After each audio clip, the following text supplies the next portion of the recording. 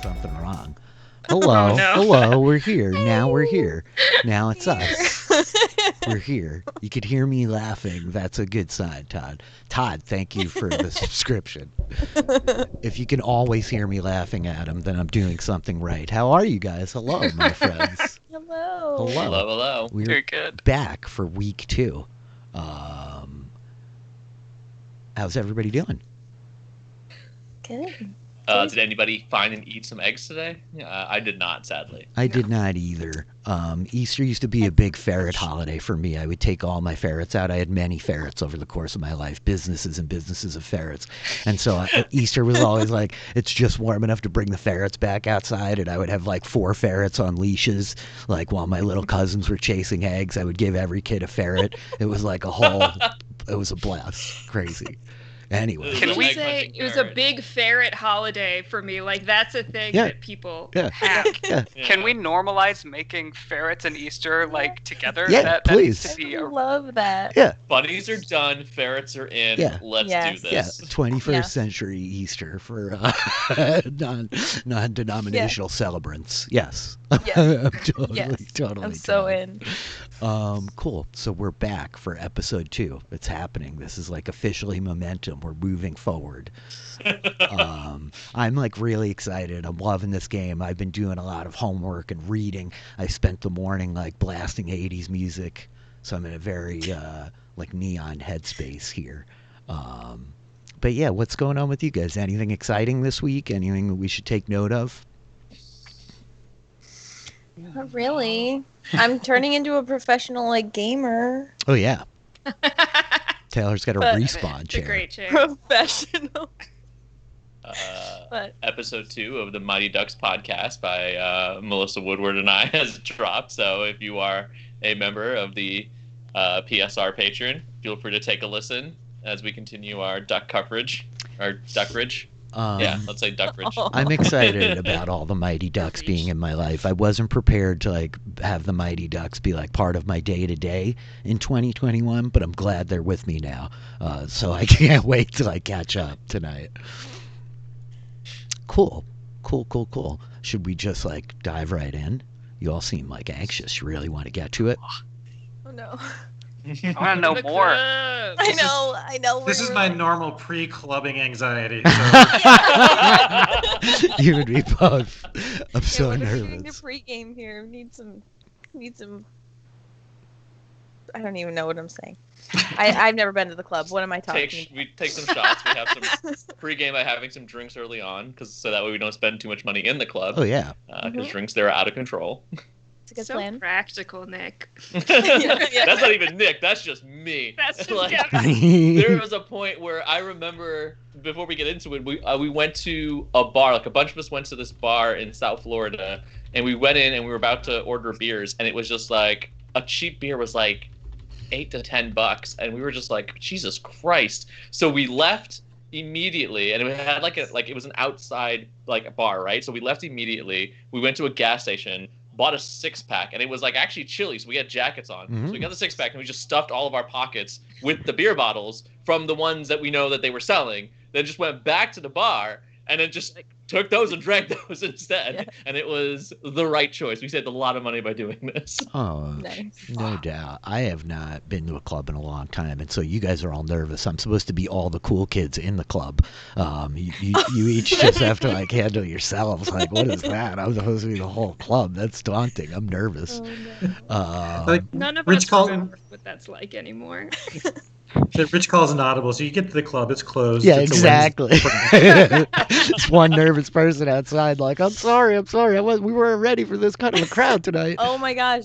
Rich knows this story. I say I've never been to a club, but I tried to go to one, and me and my cousin were too early. The club was not open. How beautiful We is went that? for like there's nobody here. And they're like, yeah, it doesn't open until like 10, 11 o'clock. How And beautiful is it's that? like 8. And we're like, I spent so bad. New Year's going into 2019. I think I was in London by myself for like a week, just chilling in London, and I bought tickets. It's like I bought tickets to like an expensive, more than I should have paid for, like party. I got there at like 10 for New Year's Eve. And it was like I like gave myself to like 11:30, and still there were like 8 people there. I'm like, I'm just leaving. This is not. I mean, it's open bar and open buffet or food or people with like trays. And I was like, you know what? I'm just gonna go back to my hotel.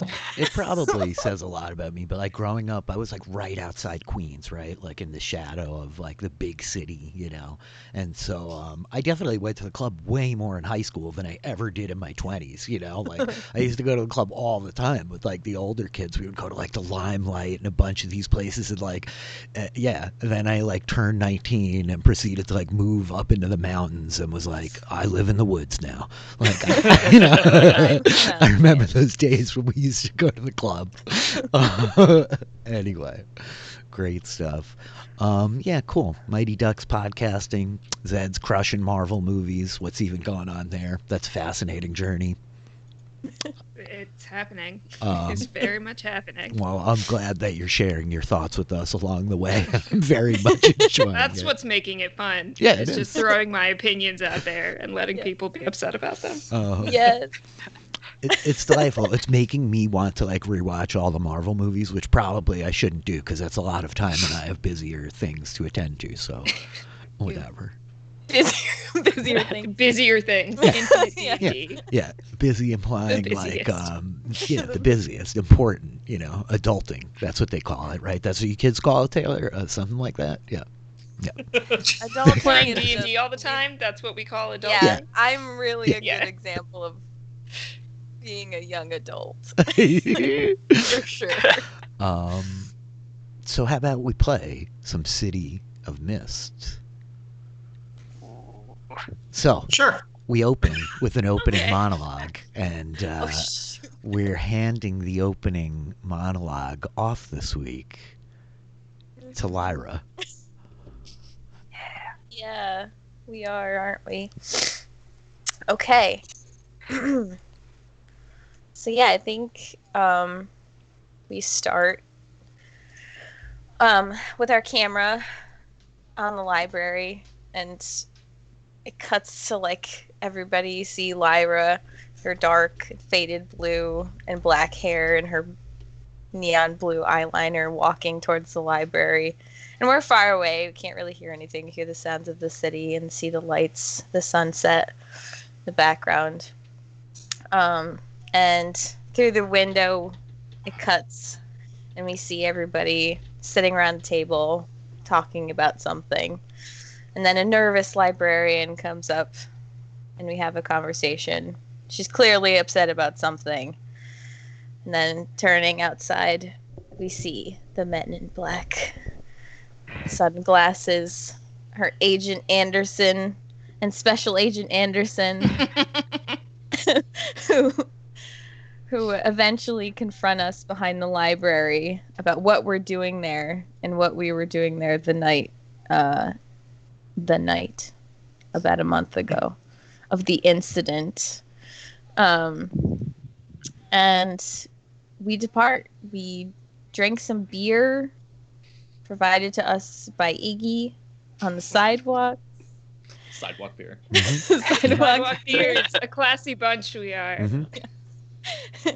As we make our way to a building called, or with Divinity Estates on the front.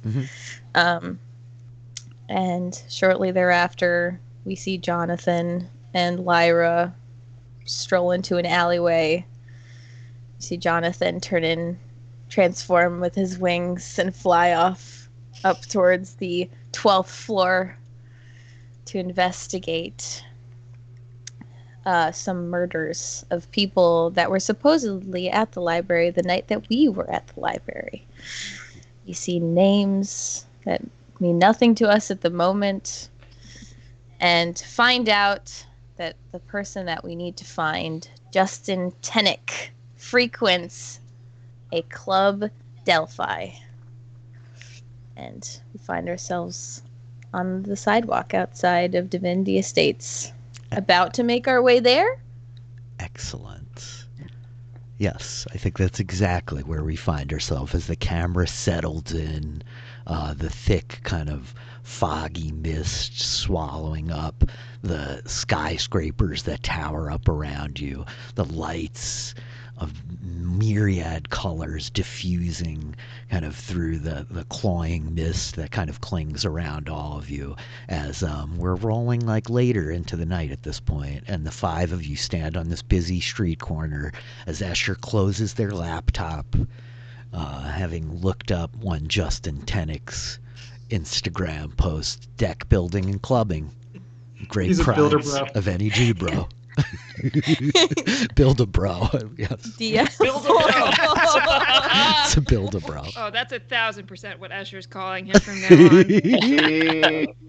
So, Oh my God. I think as the five of you stand there and like the sounds of the city wash over you, cars kind of racing by, horns honking, people murmuring, vendors kind of like shouting out about their foods and their stuffs. Yeah, I think a thin like drizzle starts to fall over the lot of you as you stand here. And what would you all like to do?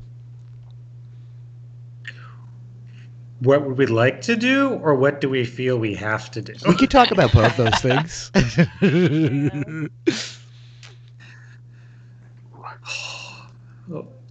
Iggy's like says, I'm getting the feeling none of us really want to go to this club, but I'm getting the feeling we should go to this club. Yeah, clubs mean people, and people mean attention, and crowds, and But people can also mean answers. yeah, that's the unfortunate part about it all, isn't it? I'd like to get out of the rain. Where is this club? Yeah, do we know where Club Delphi is? Everybody in the city knows where Everybody. Club That's Delphi why it is, sucks. Iggy. One of those Okay. places. Okay. Yeah. Oh. It is downtown, which is where you are now, standing out in front of the Divinity Estate, and I think that it's a happening place. It is very cool. It is very big, and it is not that far from where you are. I mean, Few-minute walk. you can go there, and if there's a line, maybe we don't stick around. Yeah, yeah. If we can just, if it's not hard, just might as well stop in, I guess. Like, and even if there is a line, like, I know some bouncers in the city. Maybe I know the doorman. We'll get in. Okay. I mean, we should Oh. maybe dress for the part. That's what I was. first. That's what I was As wondering. Nick It's like- looks down at his outfit. so does Iggy. Is it well known what the dress code at Club Delphi is? It's a high-end place. You probably want a collar and not some sneakers. shoot. Oh no. Mhm. Okay. I don't know if Escher has those kinds of clothes. It's I maybe know. tough. Rich does it. I'm just kidding. We could go steal some from. We could borrow some from my trainer. She's got some nice stuff. I mean, Iggy has some at home. Nick's got clothes he can wear. What size? What is Jonathan? How does Jonathan's size compare to Nick's? I think he's probably not dissimilar. He's maybe a little bit taller than Nick, but he's like kind of tall and thin. If you don't have anything, I might be able to lend you something. Yeah, that'd be great. I don't know if the color scheme is probably your style, but that's okay. No, clothes is clothes, man. So do we? Sure. Do we split the party to change our clothes? Montage. Yes. Are we? Is that what's happening here? Sounds I- appropriate. Yeah. It sounds like think- we. Go ahead, Zed. Escher may just end up calling on their mythos to get in. They're not doing this wardrobe nonsense. Asher is so not in on They this. like the way Like they're that. dressed. They feel good about it. Mm-hmm. Mm-hmm. Mm-hmm. They're not changing clothes. Iggy may do the same. Interesting. Okay. How quickly the tides have turned. Nick, Jonathan, Lyra, what's the situation? You gonna go change clothes? You cool? You just gonna try to push in? I would like to change clothes. Yeah, I think Lyra, just for the sake of it, will just run back to the studio. That Grab leaves something. that leaves you and me, Usher. How you doing?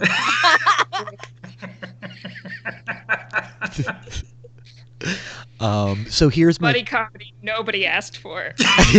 But everybody needs. That's. Here's my question. Nick, you have an apartment that is owned by a cousin, I believe, that you live in. Is it like downtown? Is it in the like nice part of the Yes, city here? Mm-hmm. it is near. It is close enough to the hospital. It's in the downtown area, just because it's easier for me to commute. Of course. To get there to the hospital when I need to. Okay, so your apartment's not that far. It's probably only like 10 or 15 minutes away if you want to double over there. So now the question becomes the gym, Lyra. Where is the gym? Called The Cast. Yes. Mhm. I think it's not very far from. It's like probably in the middle of where we are in the library. Okay, so it's in like the old quarter. Okay, so you guys will either have to make 2 stops or split up. What do you want to do? We could split up and meet back in front of the club. Yeah. Mhm. Yeah. Okay, Or what time of night is it, Rich? probably about 11, coming up on midnight. Okay. I hear that's when clubs open, ish. I had a friend tell me that. Yeah. I mean, Asher and I could meet you in there, or we could stay outside. What do you guys prefer? I mean, if you guys want to try and get in, Yeah. you know. It might be hard to find each other once we're inside the club, though, right? I mean, from what I get, these things are pretty packed. It's true. I'm pretty sure I Probably could find you. Iggy winks. Well, why don't Escher and Iggy go with Lyra, and Nick and Jonathan can go to his apartment, Okay. so that Lyra doesn't have to walk through the town by herself at 11 o'clock at night. Yeah. So that Asher doesn't Hey, you have know. to walk just with I Iggy. didn't say that. Iggy's got a complex. I didn't say it. Okay. I didn't say say it. So we see you all, the 5 of you, kind of like agree. The rain kind of drizzling down on a lot of you, right? But there's that sheen, kind of reflection on the surfaces of everything, as kind of moisture is beginning to like accumulate. And so the 5 of you break in 2 separate directions. Lyra, Escher, and Iggy. Kind of. Are you guys gonna grab a cab or something? You gonna take some kind of transport? Are you gonna walk all the way to your apartment? What's your plan? Look into Lyra for that. Yeah, Lyra, she doesn't do cabs. She just walks. She walks. Lyra walks. Yeah. Okay. And so I mean, we walked from the library Yep. to Mhm. where we are, Yep, right? Yep, certainly. Yep. We can walk halfway back. Okay. So Yeah. a lot of you start walking like back down the main avenue that you kind of approached from, leaving Jonathan and Nick. And I think that the camera follows the pair of you as you start heading towards Nick's apartment. Is there a conversation there of note, or do we cut to the apartment? Yeah, I think Jonathan's just very invested in how many like the bedroom bathroom situation. Like if he's like like looking to expand for another roommate kind of a thing. Just feeling him out. Probably not at the moment. It's sort of a single bedroom, single bath situation. Okay, yeah. You got a couch? I do have a couch, yes. See, all right, so that's 2 bedrooms right there. That's one way to look at it. You're not far off. It wouldn't be the first time that's definitely happened. I've had family who had to stay with us for quite some time when they've come over. So not unusual. To be perfectly honest though, don't know how my parents are going to feel about me just getting a roommate. Oh, sure, yeah, I get it. I'm not gonna just move in, but just in case of emergencies, I like to have places mapped out in my head. If I gotta leave, your place is next. I mean, in case of emergency, for sure. But it's a good thing you got those wings. If you need to go out the window, I guess it'll make it a little easier. Oh, you got windows in this place? Man, that's nice. Next It ain't level. bad, that's for sure. And So have you been to clubs before? I mean, I haven't myself. I'd like to. yeah. I'd like to one day, and I think today must be that day. Yeah, it's a fun place. Like all the worst kinds of people hang out at clubs, and the best. I mean, the worst being the best. Have you been to clubs before? It's a fun place. I've always wanted to go to them, but my sister, she always frequents particular clubs. I want to try something else. I've never been to a place like Club Delphi. That would never come up amongst my family as a club to visit. Yeah, I never would have guessed that you've never been to a club. That obvious, huh? Yeah, a little bit, kid. Yeah. I'm working on it. Trying to look more assimilated here. More of a cool person. That's what people like, right? Yeah, Seeing yeah. all the movies and stuff. That's how you guys do here. We'll get you out of your cell. We'll unbutton that top button or two. You'll be great tonight. Oh. As he fiddles with his button. I love it. And I think that we see the pair of you kind of like entering this building, right? And the camera like pulls out, sort of like trailing up the length of like this tall sort of place. And we fade back in as the pair of you are like in the apartment itself. What does it look like, Nick? As the scene like comes in, what does Nick's apartment look like? Yeah, it's actually pretty nice, pretty well clean. It is decorated not in a style that you would assume Nick's to be, considering his personality. It's much more clean, much more like traditional decor, more like gingham and curtains than posters and nerdy stuff. There's very few pictures. There's only one or two in his room, a TV, but it doesn't feel personalized, I would say. It's a little sterile, even almost like a hospital, huh? Okay. Sort of. Okay. And I guess that we see the pictures in Nick's bedroom, though the faces aren't quite clear, as you're like pulling out clothes, kind of getting something together that fits for Jonathan. And I think that like the scene cuts and we come back to the three of you, of Lyra, Escher, and Iggy, kind of heading down the streets, having like re-entered sort of the old quarter, right? The towering skyscrapers of downtown having like fallen away behind you. There's much more like these older buildings, this really ornate kind of architecture, right? Lots of these like sort of wide marble stairways like leading up to entrances with these sort of grand crenellations on them and like fine detail work, right? We see gargoyles kind of looming over the edges of some of like these smaller, squat, like 3-4 story apartment buildings, right? And like the neon lights in the windows of the shops, the bodegas, the electronic repair store, because like that's a thing that would be in the old quarter. And I think that we see the sign like hanging over this business front, and it says the cast. Is that all it says, Lyra? I think so. The cast is like, because I totally know so much about acrobatics and didn't look it up. It's a move. It's some sort of like acrobatic move. So I think that there's like a silhouette of a figure like doing that specific. I thought it was called that because like so many people break their arms. Oh trying. no! I mean, I think that this is an important Brutal. note as you all are approaching like Escher and Iggy. I don't know how familiar these two individuals are with acrobatics or aerialist stunts, but you see the cast, like gymnastic and acrobatic studio, right? And there's this silhouette of this person in this move underneath it. So as it was the same question I had, Kurt. I don't know if Iggy and Escher Iggy says to Escher, I think that person's about to fall and they're going to get the cast on their leg. A keen observation, Iggy. It's just a guess. Zed would never go train at an aerialist studio that was called The Cast. Very The concussion. Here's the question, Lyra. Do you have a key to this place? Is this the kind of thing where like you can only get in if somebody's here, or like are you able to get in and out on your own?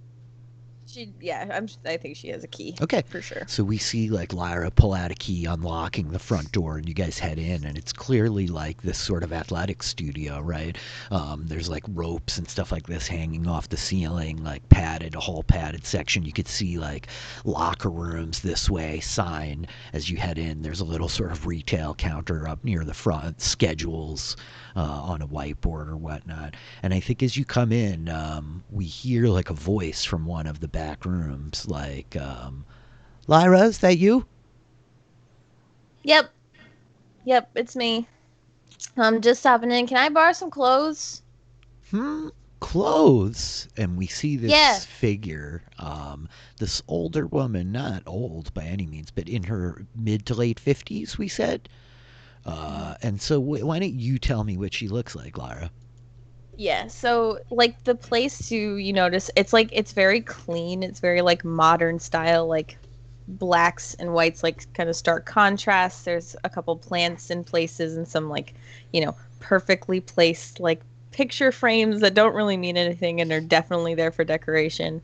Some like beautiful little benches along the side, and Margaret, she is also wearing all black.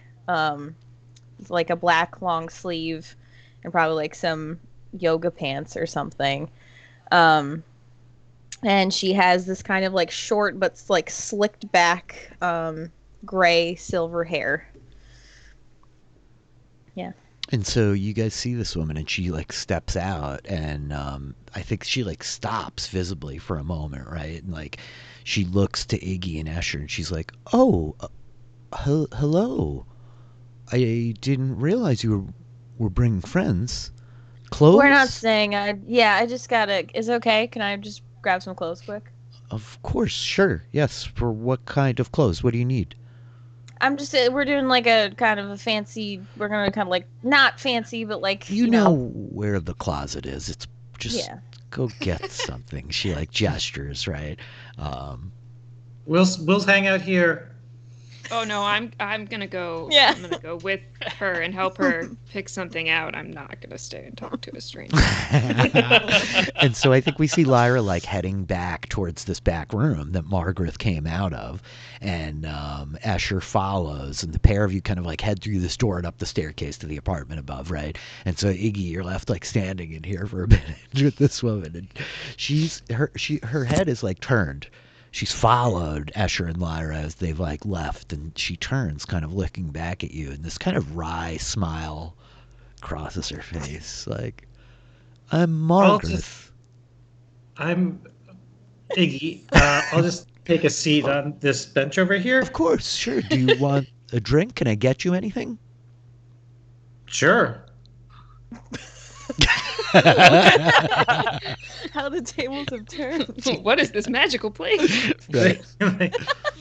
We have a lot of sports drinks, water, unless you want something harder. It's a little late in the evening. It's a little late in the evening for something harder. Well, I Very find. small window. I know. She says, I find it's always better to drink in the dark, isn't it? Everything's better in the dark, he says before he catches himself. Isn't it dark? It is outside? dark. It is dark. Yeah. We're going to a local drinking establishment, and I've heard that sometimes it's good to have a drink before you go. So if you have anything harder, You're taking Would Lyra be glad. to a bar? Oh shit.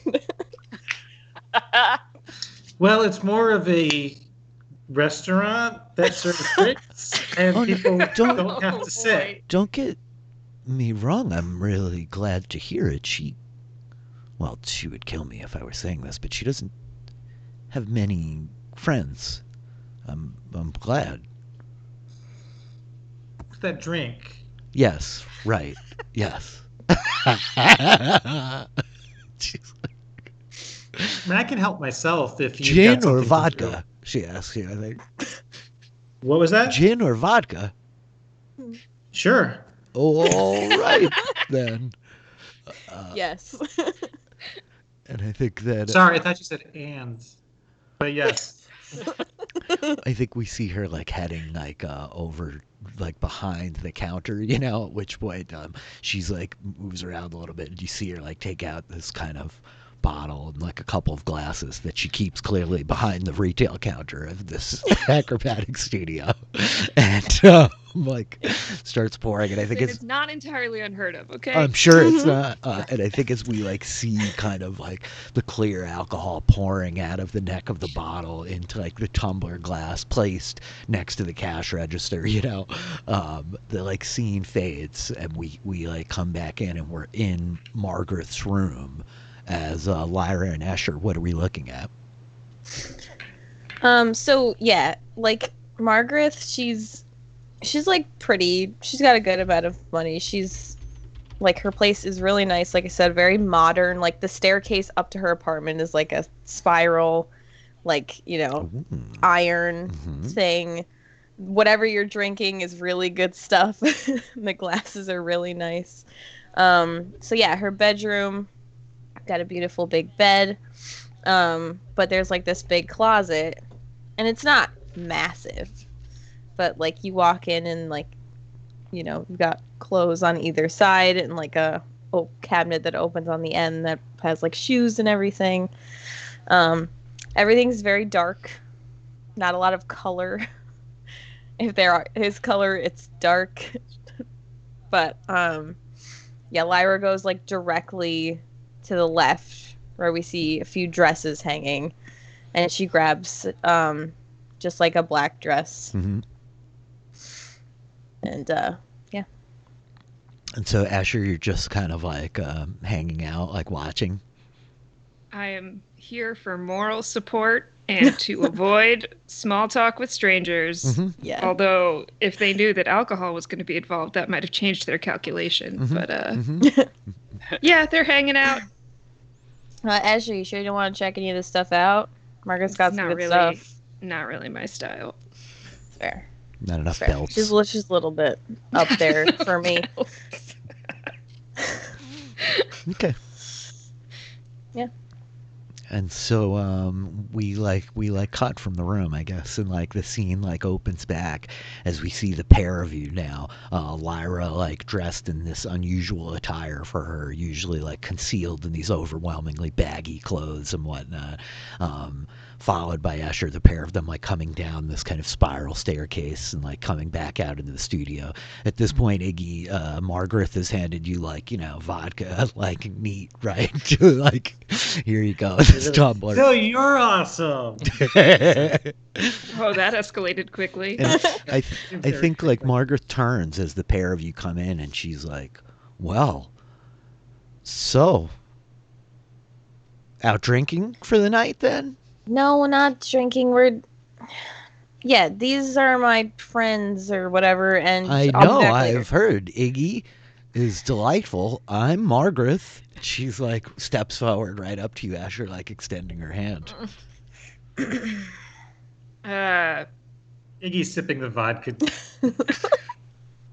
Escher will shake hands like a polite person would and say, "Hey, I'm Escher." Like a polite Hey. person would.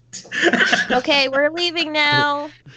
Such a rush. Such a rush. Yes, we're in a hurry. We're meeting up with some other friends or those people, and I'll be back later. I'll be back later. Well, I won't wait up. And I guess Yeah, as don't. like Lyra's like pushing for the front door, Iggy's like finishing off the vodka. I think that Margaret is like doing that awkward thing, Asher, where like she hasn't let go of your hand yet, Oh no.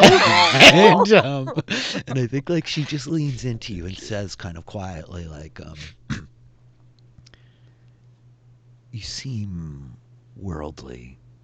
Just keep an eye on her for me. Why we came here. Okay, bye. Goodbye. Like realizing like how pained Asher's expression is through all of this, she like lets go, putting her hands up, like, have a good time. Yep. Bye. Iggy sticks his head back. Thanks for the drink. Iggy, let's go. Come on. Nice to meet Asher you. kind of like looks over their shoulder, notices the vodka bottle on the counter, and he's like, "Damn." And so I think as That wasn't cheap vodka. That was like top shelf stuff. it sure was. I think as we see the three of your like backs kind of exiting the front of the studio, the silhouette of this woman, Margaret, kind of walks over to the door, like chink, flipping the lock, kind of closing the deadbolt, and she's like, this doesn't seem like it's going to go very well, as like the scene cuts again, and I think that we see as the camera like fades back in, the like pulsing lights on the front of the like facade, the main entrance to Club Delphi. Before we go to the club, Sure. can I cut back to Sure. Nick? And okay, so in the apartment when getting stuff to, Nick is going through a closet, and I will say like he has his like dresser, and in the closet there's some like regular like shirts and stuff, and as he's going through in the backer area there's like nicer shirts, and as he's like reaching towards it, he looks in the back, and all the way in the back, like hanging, there's definitely like this really nice looking kurta that he like eyes for a moment and has clearly not been worn, and he just like pushes like leaves it and like grabs a green dress shirt for him, a red one for Jonathan, is just like, this seems your color, as they get dressed. And before he leaves, in the living room, he's like, well, there's a couch that you asked about over there. Before we head out. Yeah, it's comfortable. Yeah, at least 6 feet long. I could fit. Seemed the right height for it. Yeah. If you need it tonight, I guess that's fine. And goes to a cabinet, and it's like, before we leave, and like grabs 2 glasses, and then goes into another cabinet and grabs a bottle of rum and brings it over, and it's just like pours 2 glasses. Okay. And is this the scene where like Jonathan's stuff is kind of sprawled out? Like I almost see like the trench coat draped over the couch, and he's just like changing his shirt in the living room, right? While Nick's He's like very like much clothes made himself flying. at home. yeah. I dig it. And so I guess I think as like the pair of you are kind of like exit, we see the silhouettes of like the 2 of you leaving Nick's apartment. The camera, I think, like turns and kind of trails back into the apartment, like watching past like the closet, maybe even like sliding through that seam of the closet doors to see like the curtain like kind of lingering in the back, like amidst all of these like contemporary Western clothes in front of them, and we fade out. And then we open up the pulsing lights in front of Club Delphi. We see like the velvet ropes, right? The like pair of kind of big, massive bouncers standing there. The row of finely dressed, very cool, awesome 20-year-old-ish peoples looking like beautiful and in various states of intoxication, like snaking out away from this front door. As I think Nick and Jonathan, we see like standing across the street from this line, as like in the background the 3 of you kind of turn the corner, Lyra in like this new dress, far less like covered and concealed, shrouded in fabric than she was in the hours And before. she looks like very uncomfortable. Like the entire time that she's walking to the club, like she like is she put in her, heels like, or anything like that? Is it like the teetering heels thing? not. I think maybe like pumps, Okay. like short pumps. Okay. Like I don't think she can do the full heel, but she's like trying to play the part. But she definitely put her like long like black coat on. Okay. Over the dress, but she's like mumbling to herself like damn it, I should have picked another dress. I didn't choose this stupid everything. She's like pulling on it, like fussing with it and everything the entire way there. Okay. And so the three of you come like rolling up, and you see Nick and Jonathan kind of like standing there across from this line of people making their way in. This big sort of like neon sign like looming over them, like Club Delphi, you know, and like the kind of pink and purple Delphi, and like these big bold block letters with like the kind of club, like almost like graffiti written across the top, right? So Nick definitely says to Lyra, like, "Hi, you look nice. I mean, you know, everyone's looking real good." Remember, Thanks, confidence, Nick. kid. Confidence. We're Right, going into confidence. a club. You got to be. Confidence. That's 90% of it in there. Okay, 90% confidence. Yes, I can do this. Thanks, Nick. Thanks. And Lyra like flips her collar up and like just like sinks into the coat even more. don't look at me. Hoping to kind of like shortcut the process, Iggy's like scanning the line to see if what's the name of the guy we're looking for again? Justin Justin. Tenig. Justin. Build-a-bro. Yes. He's looking at scanning the line for Justin to see if Justin isn't even potentially not in the club yet. You do not see Justin on the line out here. Okay. Damn it. He's a bro. He's smashed inside already. No. He's gone. Well, should we wait in line? No. Okay, Nick? Rich. Okay, Asher. How close is Iggy to Nick right now? He's right there. Oh. Here, we're all standing. We're all standing together. I definitely recognize the alcohol in your breath, and I'm just kind of like, oh, a pretty game drink too, huh? Yeah. There was one at Lyra's aerialist studio.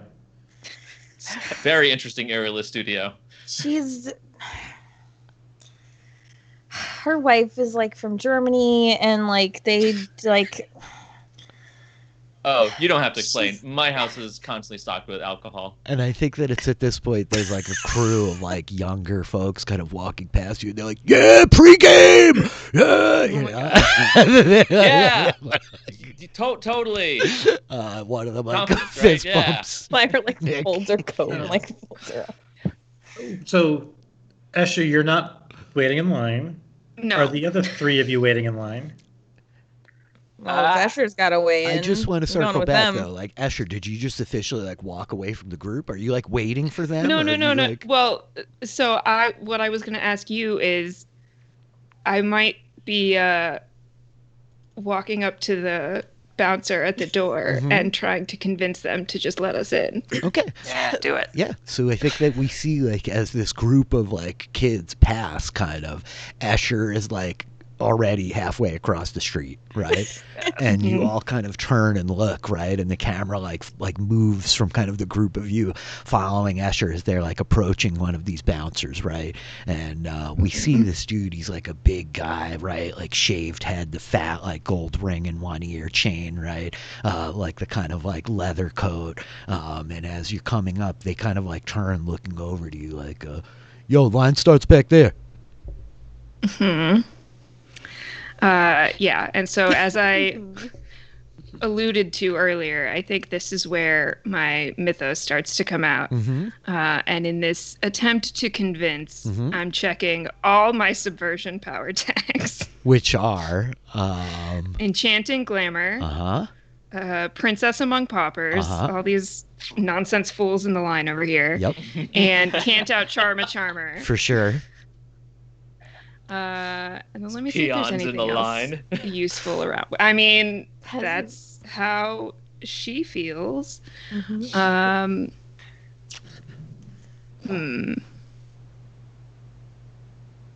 I mean, going into the logos of it, though, actually, if I can get the card to come up. Oops. Persistent in the we love persistent in the face of do. obstacles. Yeah, I And think. this guy Yeah, I is think that definitely an applies. obstacle. This guy is very literally a physical obstacle to entering this Yeah. place. Okay. His last name's Obstacle. It's Greek. I think. I will ask you, gut sense of danger? No, no? I don't think we're in danger Okay. yet, right? I don't think this is a danger zone Yet. here. Yes. Just throw that yet out there. I'm gonna Yeah. ask you though. I think authority figures get in the way. Yeah, Right? That's a weakness tag that's going to come up a lot. Okay, so you're rolling with your 4 power tags of enchanting glamour, princess among paupers, can't outcharm a charmer, persistent in the face of obstacles, and authority figures get in the way as your weakness tag, and you're gonna make a roll to convince. To convince. Okay. Tell me what you say to this bouncer. As he's like, "Yo, line starts back there," and we see. Well, I think it Asher depends on kinda how well I roll it, right? Okay, sure, we could do it that way too. Yeah. I will tell you what I say based on how well it worked. Oh, that's a big miss. That is a Oh no! catastrophic miss. Oh, what a blow to my self-esteem. Oh no. Oh no. Okay. That's tragic. Well, we rolled So amazing Escher, last time, so I know it's gonna Yeah, come back yeah. at you. the Downhill dice are coming. slope. coming Yeah. Roll for us. 20 giveth. Roll 20 take taketh. it away. Escher- So Escher is still dressed in their like leather jacket and black pants and too many belts, feeling extremely cool Yeah. because this is how they dress all the time. Yeah. And any club they would want to go to, it would be perfectly acceptable to walk in this way. So they roll up to the bouncer and they're like, "You're gonna let us in, right? Like these are my friends and we have some business to attend to." Mhm. It's not gonna go very well. Nope, it is not. I think that we see the bouncer like kind of give you the once over, you know, that like head to toe kind of like assessment, condescension just kind of washing over his face as he's like, "Yo, I don't know where you think you are, but you ain't getting anywhere near the inside of this building dressed like that, friend." Question: Uh-huh. Where does the bouncer look like they're from? The bouncer is definitely like a bigger, like dark-skinned person, right? They are not like some kind of Caucasian. It's kind of hard to like guess, but like, you know, they're somebody with like darker skin for sure. If that's what we're getting at. They don't have Yes. they don't have like a distinctly ethnic accent or anything like that. But right. Yeah. I'm gonna try and talk to him, and ask him. Oh, hey, are you you would happen to be from the Caribbean area? Are you Trinidadian or anything? Or my family is Guyanese. These are my friends. We're just trying to get in. You know how it goes down in the town. Just trying to charm him up and hit that child of immigrant I feel ya. tag. Okay, so I think that the camera like pans as the bouncer is like starting to like hassle Asher a little bit. Like, "You're not getting anywhere near this place." Like the camera tilts a little bit, and we see Nick suddenly having like closed the gap and approached from behind. And as you ask them this, he stops like, "Oh yeah, man." He's like, "My mom, she's from down St. Lucia." He's like, we no like to kidding. go down there for the summers, though. That was when I was a kid. It's been ages. I know that feeling. I used to go every year. My family would take me back, and we'd visit. Less now with school and then work, as you can tell. It's what it always is, isn't it? Work, work, work. This is a friend of yours, then? He like nods Oh. to Asher. Yeah. These are, as I pointed out, these are a couple of my friends. We're, I don't normally get to go out much, but they're taking me out tonight. Apparently, Club Delphi's a place to go. So, we wanted to try and get in. Okay, just to circle back, I think this is what's happening. Escher, I think that I'm going to hit you with the status of, like, dist 1. Just. So down at, like, the bottom of your sheet are all these kind of tracking tags, but I ouch. think that, like, there's a level of frustration at, like, oh my god, I'm going to have to deal with, like, these kind of people tonight, and, like, there's Hate just it, such, yeah. like, condescension in this bouncer, Yeah. right? So that's, like, my, like, hard move against you for failing. And now we're, like, shifting into, like, Nick, you're making this convince roll, right? Mm-hmm. And you're trying to convince the bouncer to let your friends in. Yes. Okay, cool. So what power tags are we tapping into? Oh, definitely going to go hard on the child of immigrants. Uh-huh. So where I came from, Caribbean immigrants, because if they are in fact from the Caribbean, Uh-huh. immigrants get the job done. Uh-huh. and I think that's the best three. I'm tempted to use assimilated. I think assimilated to American culture really fits. Like, what's more Okay, like cool. culturally American than going out to the club? Yeah. Yep. Awesome. Okay. Weakness tags. I mean, there's the obvious one, right? I think that I'm going for tries too hard. Is that the one that Uh-huh. we're thinking about? You're a little bit of a Yup, try yup. hard, you know? Yeah.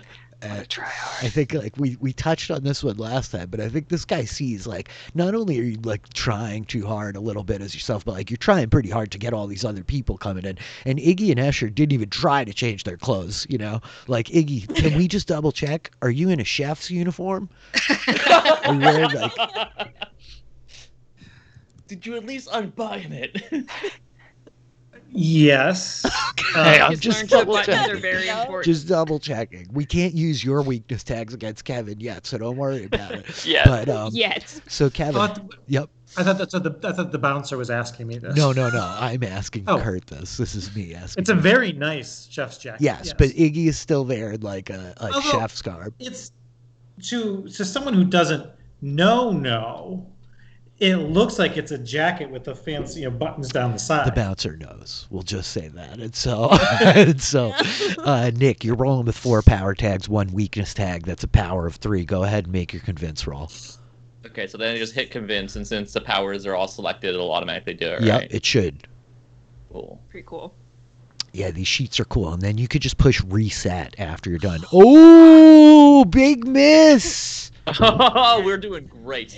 Yeah, this is the Oh, night, no. you guys. Brutal. Let's do it. Big miss. Okay, so I I think don't know if we're getting into this club, y'all. I think at No. this point, I'm going to go with like, I have a couple of options here. When the players miss a roll, just to go over for anybody who's watching here, let me just reset. So we're rolling 2d6, and everybody gets to call in their power tags to add to that roll, or their weakness tags to subtract from that roll, right? So Nick just rolled 2d6 plus 3. He had 4 power tags. He had 1 weakness tag. That's a total of plus 3, right? Mm-hmm. So, roll of 6 or less is considered a miss.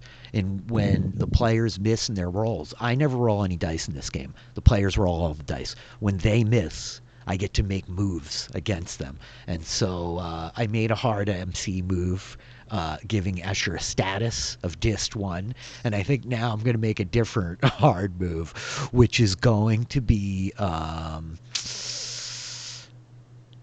I'm not going to make something horrible happen, but I think that I'm going to complicate things big time, which is that the bouncer is just like, yo, man, I feel you and everything, but there's no chance that we're letting these fools in here dressed like this. And your buddy over there is wearing a chef's coat, man. I mean, he could try. I know what it's like. We all got to work. We all got to hustle and make that money, but I mean, this dude ain't even like, he ain't even trying. I'll get my ass fired if I let you in like this. And I think it's at this point that, like, a limo, we see, like, the two of you, Escher and Nick, standing with this bouncer, the line stretching out next to you, the street in between you and your friends. And I think that as we, like, are looking from the group of you back to your friends across the street, a limousine pulls up, separating you all kind of physically. And the back door of the limousine opens, and we see this figure emerge from it. And as they pull themselves up to their full height, they're like this towering individual, probably like 6.5 feet tall, almost, like incredibly sort of broad shoulders.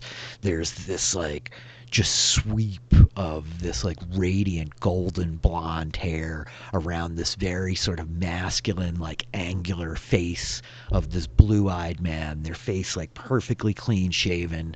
They're in an incredible kind of like immaculate suit.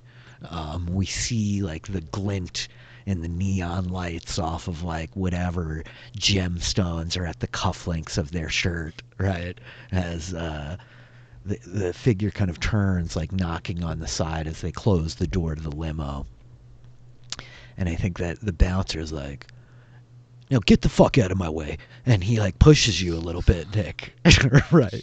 As he like looks to this figure that has just come out. And all of you kind of see this. And the bouncer's like, Mr. Erastus, it's good to see you. We're so glad to have you here tonight. We didn't know you were coming. Come right in. Come right in. And I think that this towering, like, blonde man stops for a moment, like, pausing to look at you, Nick, and then turning to kind of look at you, Escher. And we see, like, a hint of a smile almost past their face, like, well, you're going to have to try a little better than that if you expect to get in the Club Delphi now. Have a good night. And they kind of, like, Yeah, just... thanks for the advice, Captain America. Does Lyra hear the Mr. Erastus? Sure. She, like... She's across the street and the limousine is in the middle of them, right? Uh-huh. Alright, I think she, like, tries to, like... She tries to get, like, Nick or Escher's attention. Like, that's the guy! That's the guy! That's the guy! Escher is not connecting these dots. Too pissed off. I think Nick is definitely like confidence, but also I think that's the guy. As he's whispering to whoever's near, it's just like, I think that's the guy that was in the building. Divinity. That's the person. Oh. He's the guy. And at this He's a point, multi-billionaire. he kind wasn't clear. of like the bouncer like unhooks the velvet rope, you know, and he steps in front of the line, and the bouncer like pulls the door open for you, like, you let us know if you need anything, Mr. Erastus. We're just gonna deal with this riffraff. And this this like powerful blonde figure kind of like strolls into the club, the door closing behind them, and he turns back to you all like, look, I'm not looking for any trouble, but you two need to get gone. We'll get some new clothes. Yeah, no, you're just trying to do your job. Totally get it. Sorry for bothering you, as I'm trying to like push everyone else back to get out of line. Do they look like they failed? Yeah, at this point, you see the Well, bouncer. we're not going through the door, are we? Yeah, you see the bouncer like let this big blonde guy in as Lyra's like standing next to you, like, yeah, that's the guy. That's the guy. Yeah. I have an idea. Okay, let me just double check. Are you two coming back across the street? What's happening? We regrouping? Yeah. Oh yeah, Yeah. I gotta get away from this guy Yeah. before. This guy is the worst, poor choices. right? You thought Yeah. Agent Anderson was bad, then you met Special Agent Anderson, then you met this Agent guy. Anderson was No, the the most bouncer's innocent. not the worst. He's not very nice, but he's not. Maybe He's just part of the system. Yep, Maybe and I hate the system. We hate the system. Maybe there's a back door. Yeah, I was thinking that too. yeah. I think I could get us in. I could also potentially help with that. Okay, so the I'll five wear a of you catering regroup. jacket before I dress up like this, and they point at Lyra. Did you just call me a Hey, caterer? no, I guess. Listen, charisma is not. That is a hurt not point Escher's towards strength. Have you tasted food from a caterer like I have made for you in the comfort of your own apartment? Exactly. We don't have time to have this conversation right now. What's Please your watch- idea? Sneak I around think- back. Let's go. Let's see if there's a door around back. Let's go see if there's a door around back. Okay. Back in the alley we found ourselves in today. We're good in alley. I think we're going to spend time in a Love lot of alleys. alleys. It happens. Alley's the best. When you live in the city, you end up in a lot of alleys. So, are you guys all like start walking down the street a little bit, and you can see like the alleyway between this building and the next. It's very kind of thin. As you're heading back there, you hear like voices coming from like further down the alley, like around back. So I think that my question here is like, are you guys just kind of like strolling back here casually, like a group? Is there any kind of like subterfuge happening? Like, what's it look like as we're watching you all Like, we head should back be there? a little sneaky, right? Like, Yeah, and I think if I hear voices, I like kind of look at Jonathan, like, want to see what's up over here, Yeah, Jono? I think we should take this one at a time, not a giant group to get noticed. Yeah. Yeah, I think Jonathan is going to try to sneak around and kind of like look down the alley, see if he can get tabs on the situation, like both the people and if there seem to be any doors or windows. Okay, so as the five of you kind of start heading down this alley, Jonathan like stops you, and we see him like skulking out in front. So what do we have for you to sneak around? How are you going to pull this off? Oh, that is a very good question. Right. I think part of it would be, I mean, he's got snooping around. Oh yeah, that That's one. definitely fits. We are exactly snooping around. And then see in complete darkness. I feel like down an Yep. alley is pretty dark compared to like the lit street. Yep, I dig it. That totally fits. You know where not to step. Yeah. And then maybe I own the streets in the sense of like I have an idea of like what the alleys look like and like kind of the back end of buildings if there's a back entrance. Yep, if it doesn't fit here, where would it fit? Yep, you do on the streets. Yeah. I think those would be the main ones that could help me.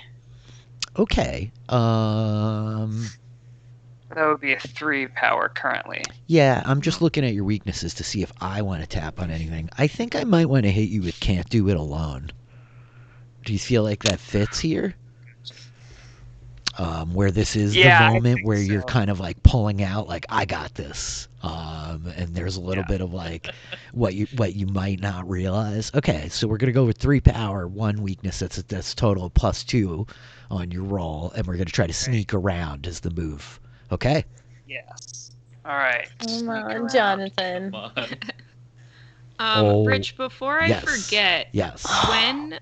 When do you get attention on a theme book? Great. Is it when a weakness tag gets used? Yes, it's exactly then. Great question. It's either whenever any of us invoke your weakness tags, you mark attention on that theme. And then so when you have 3, before. yes.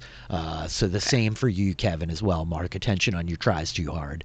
And when you get to 3 attention, then we advance the theme book. And that's a thing I think that we can like stop down to do live in the moment, right? Because it just kind of happens, right? It's sort of the natural evolution of your characters. So, Jonathan. It did not go well for me. It went disastrously. This is a big miss. This is a big miss. From last episode. Right? So you're trying to sneak around, and you failed badly. So let me see here what I want to do.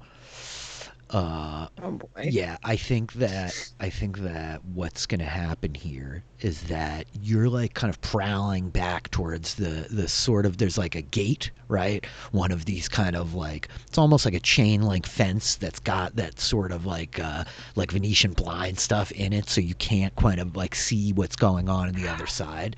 And I think you come like prowling right up, and you reach out and are like testing to see if this like thing is open or unlockable, and suddenly like it just swings open in front of you, and standing there is this really like looming figure. They're wearing sort of like a puffy kind of like ski coat almost, and they have on like literally like a cowboy hat and a pair of sunglasses, and then some jeans with like combat boots, right? And I think that this like big figure like kind of stepping forward as you're there, like their heads turn just a little bit, and their chest like boom bumps right into you, and they turn around like, who the you? What, are you fucking following me?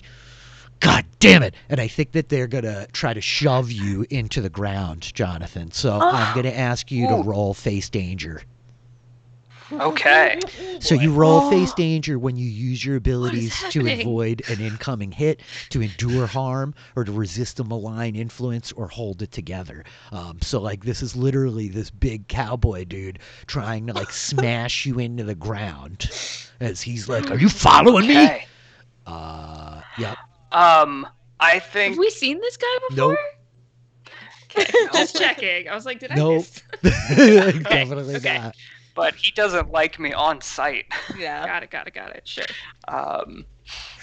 I think, yeah, I'm gonna lean on my mythos a little bit and use some of my sense danger. And I think, like, while he's coming at me, I think the hairs on the back of my neck stand Got up, it. Yep, that and fits. then I think I do get like a visceral sense of danger from this guy. Absolutely. He's There's going real to hurt me. danger here. Yes. Yes. To hurt me. Can my mythos do anything to assist from a distance? It could actually. So let's figure out what he's gonna roll, and then we'll circle Sure. back for a second. And then I think another one on my other one. I don't know how. Maybe would like strength of a gargoyle work? Kind of the idea of like he's shoving into me, and I'm just like Yes. strong. Like you Yes. can't knock me down. Yes, absolutely. Strength of a gargoyle would be the relevant here. Yeah, I think those are the three most relevant. I can't see any others I think would super help me. I think just in the moment, it's like he's shoving me. It's turn yourself to stone, kind of a get big. Uh-huh. Don't let him. Okay. So just to like pause before you actually make this roll, as this dude's about to like smash into you to knock you down, you're bracing yourself to kind of take this hit and deal with it. Asher, what do you want to do here? Like the idea just like there is no initiative in this game, right? We're like all D&D Right. players. So we're kind of like Jonathan has the spotlight now. And if he's cool to like hand it to you, Zed, for you to be like, oh no, Asher wants to do a thing, then like this is cool. I'm going to give you the jump on like this guy without having to roll to beat Cowboy. So what do you want to do, Asher? Well, I think I would have a sense that this is going to happen Mhm. because I can sense the danger, and I think then once I can sense the danger, I'm going to want to like look in to figure out what's going to happen. Okay. So like if I were rolling, I don't know exactly how these mechanics work in this sense. But like if I were rolling, I would hit all my divination power tags. So I guess here's the question, right? This is like interesting because we're all just learning the game. So you have a couple of options. Like in one sense, you could investigate, which would generate clues. Like we've done a bunch of this, but it would be you like reading this situation and being able to like interrogate me about like who is this person, what's their agenda, what are they going to do, right? On the other sense, you might want to make a change the game roll, right? Where you're going to make a roll to try to accumulate juice, and you could spend the juice to like create story tags, which we could apply to this danger, if that makes sense, right? Like you may be able to use your ability, your foresight, as it were, to stymie the actions of this adversary. And then I'm going to just point it out, but like the simplest way that you might be able to like use your powers to help is to burn a help point with Jonathan if you had one, right? Like your powers would still apply, but that's not you like, because if you make a move, there's a risk you're going to fail, right? Sure. This is like Clearly. just to like talk through it for anybody listening, right? Yeah. Like if you just want to help and you have a help point with Jonathan, we could. I do not. Okay, then it's going to be a move. So what do you think it is? Is it investigate or is it change the game? I think it's changed the game. Okay, it's cool. like a show up first, ask questions later situation. Oh yeah, I totally dig it. Okay. So I think with the gut sense of danger, Escher was creeping along behind to like see how Jonathan did, but like ready to jump into the fray if things didn't go well, which it seemed like they were not Oh yeah, going they're not to. going well at all. They're going very badly now. Okay, so Escher, you're going to change the game. What power tags do we have? Gut sense of danger. That's one. Predict a foe's next Oh move. yeah, this is a foe. He's making a move. I guess, I mean, I don't really know how premonitions is different. That's sort of like a broader thing. It is. It's probably amongst your broadest power tags, but that's okay. Premonitions, like you're having a premonition of what's about to be happening. Cool. Determination to achieve. Yep, I dig it. Yeah. Like I want to stop this guy from hurting my friend. And the classic, the go-to persistence in the face of obstacles. Yep, we love persistence in the face of obstacles. We're gonna get tired of hearing it. It's always gonna be in there. Okay, here's the thing. You have a status of dist 1, Yeah. so that's going to remove one of your power tags. So I'm going to say just Okay. unclick one is probably the easiest way for us to adjust that. Okay. And then I think I'm going to hit you with isolated by knowledge. You feel like that's appropriate? Yeah, that makes sense. Because, like, I'm getting the sense of this situation in a way that other people are Yeah, not. like you're here as part of this group and you're like your eyes close, and in that instant that your like lids are shut and you're like kind of swallowed in the darkness, your like mind is leaping forward to see what's about to transpire, and it can be like overwhelming and isolating. Exactly, right? So Yeah. ultimately that's 5 power tags, -1 for you being dissed and frustrated, -1 for being isolated by your knowledge. That's a roll of +3, right? Yes. Okay, go for it. Change the game. Change the Come on. game. Come on. Come on. Yeah. There it Great is. success. Yeah. That is a Beautiful. strong We hit. got one. We got one. That's a strong Yeah, hit. so Escher has been like creeping along the alley, knowing that things are not going to go so great for Jonathan.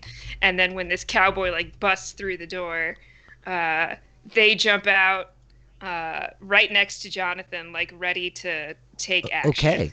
And then I don't know exactly what we do. So yeah, game-wise, let's like game talk mechanics. it through mechanics wise, right? So juice, you have juice equal to the power you rolled on that, which was 3. So you have 3 points of juice. So there's a couple of different things you could do here. You could create a story tag, which could be just a situational thing. It literally could be like, oh, his shoelace is untied. You know, I said he's wearing boots, but like his bootlace is untied, right? And that might apply, right?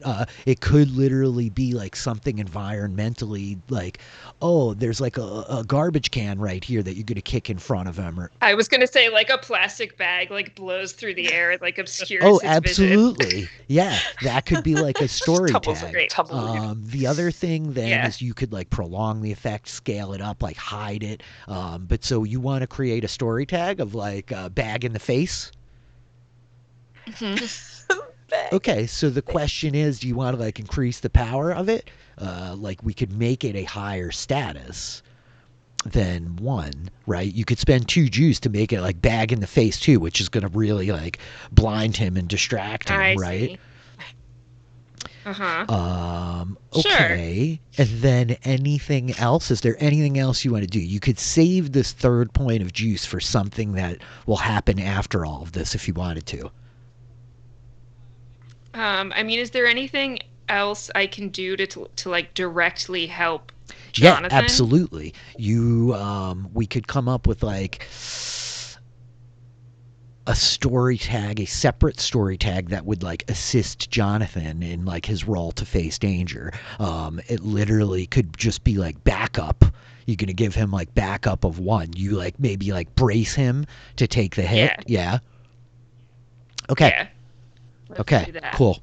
So as Asher, like we see them like close their eyes, and you see this like bag kind of blowing in the wind. You see how like Jonathan sprawling to the ground in front of you. This future that might happen unless you act to change it now. And so you just step in like slightly sideways, your shoulder kind of bracing behind them, and you've got literal backup of 1. That's another power tag you could add, Jonathan, to your roll. Okay. How do I add that? There we Great go. question. So on your sheet, maybe hold on one second. Let me open it for you. Can we add 1 on plus or minus up at the top, like the top right? The plus or minus boxes should have click arrows. We can add and subtract there. Oh, look Yep. at that. Yep. Mm-mm.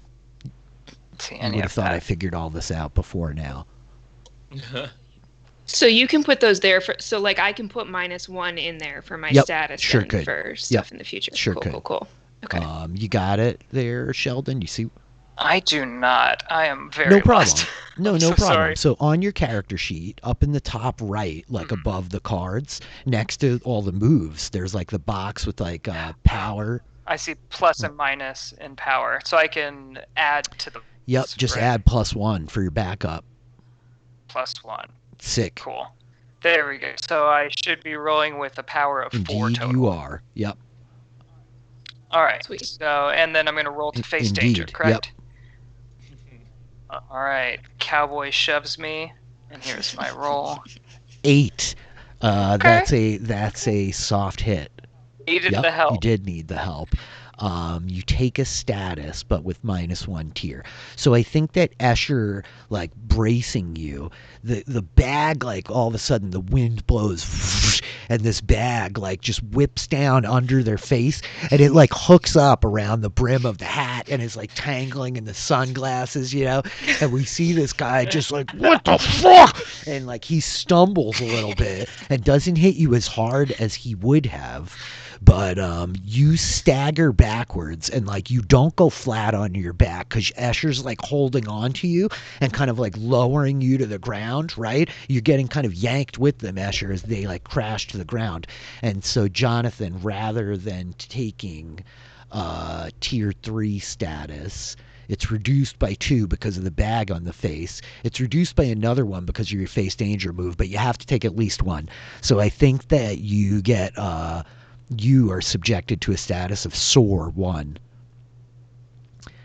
As, like, you land, like, right flat on your ass, right? Your coccyx bone, like, smashing into the blacktop underneath you. And, like, Ouch. it's just that, like, kind of, like, sore, ringing, like, pain right there. So at the bottom of your sheet, Sheldon, there's all these tracking cards. Just set one of them up for sore and then click 1 on it. Okay. And now, like, Ouch. we see, like, this guy is, like, yanking at the bag on his face. Like, I'm just gonna circle back to our non-participants now. Lyra, Nick, and Iggy.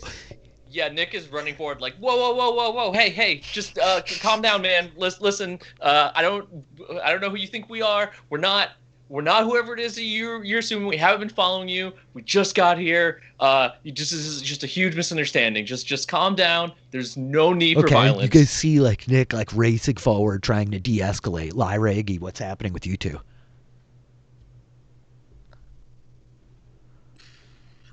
Iggy's going to walk to the group and mutter to himself, I just wanted to walk down the alley. Lyra? Gosh, okay. The guy is, like, standing in front of. Did he, like, come out of the Yeah, doorway? like, imagine, like, an alley with, like, this gate there, right? And as Jonathan was, like, about to open the gate, it swung out, and he just was, like, standing there. Clearly, like, he was on his way out while Jonathan was on his way in, right? And this all, like, escalated very quickly. Okay. Well, that escalated quickly. I think Lyra is just kind of, like, you know, up against probably, like, the side, like, in trying to be, like, in the shadows, like, staying out of it. Okay, for you're just now. remaining de-escalated. So, Nick, like, as you're racing up, like, whoa, we're just, like, there's no need for all of this. We see the big guy, like, grabbing at the bag on his face, and he, like, yanks it finally, like, pulling it out. And his sunglasses, like, in his hand, tangled in the bag.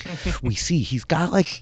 That is unfortunate. He's got, like, the rough stubble of, like, a couple of days of beard growth.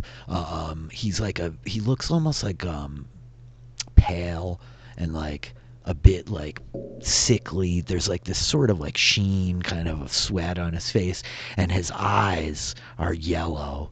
The eyes, like, glaring back at you, like the pupils are surrounded by this yellow around them, and he, like, looks at you, Nick, like, you motherfuckers are following me. Not following you. Don't even know who you are. Yeah, never dude, seen you never before. seen you before. Are you okay? You seem like not well right now. Lyra, like, peeks out.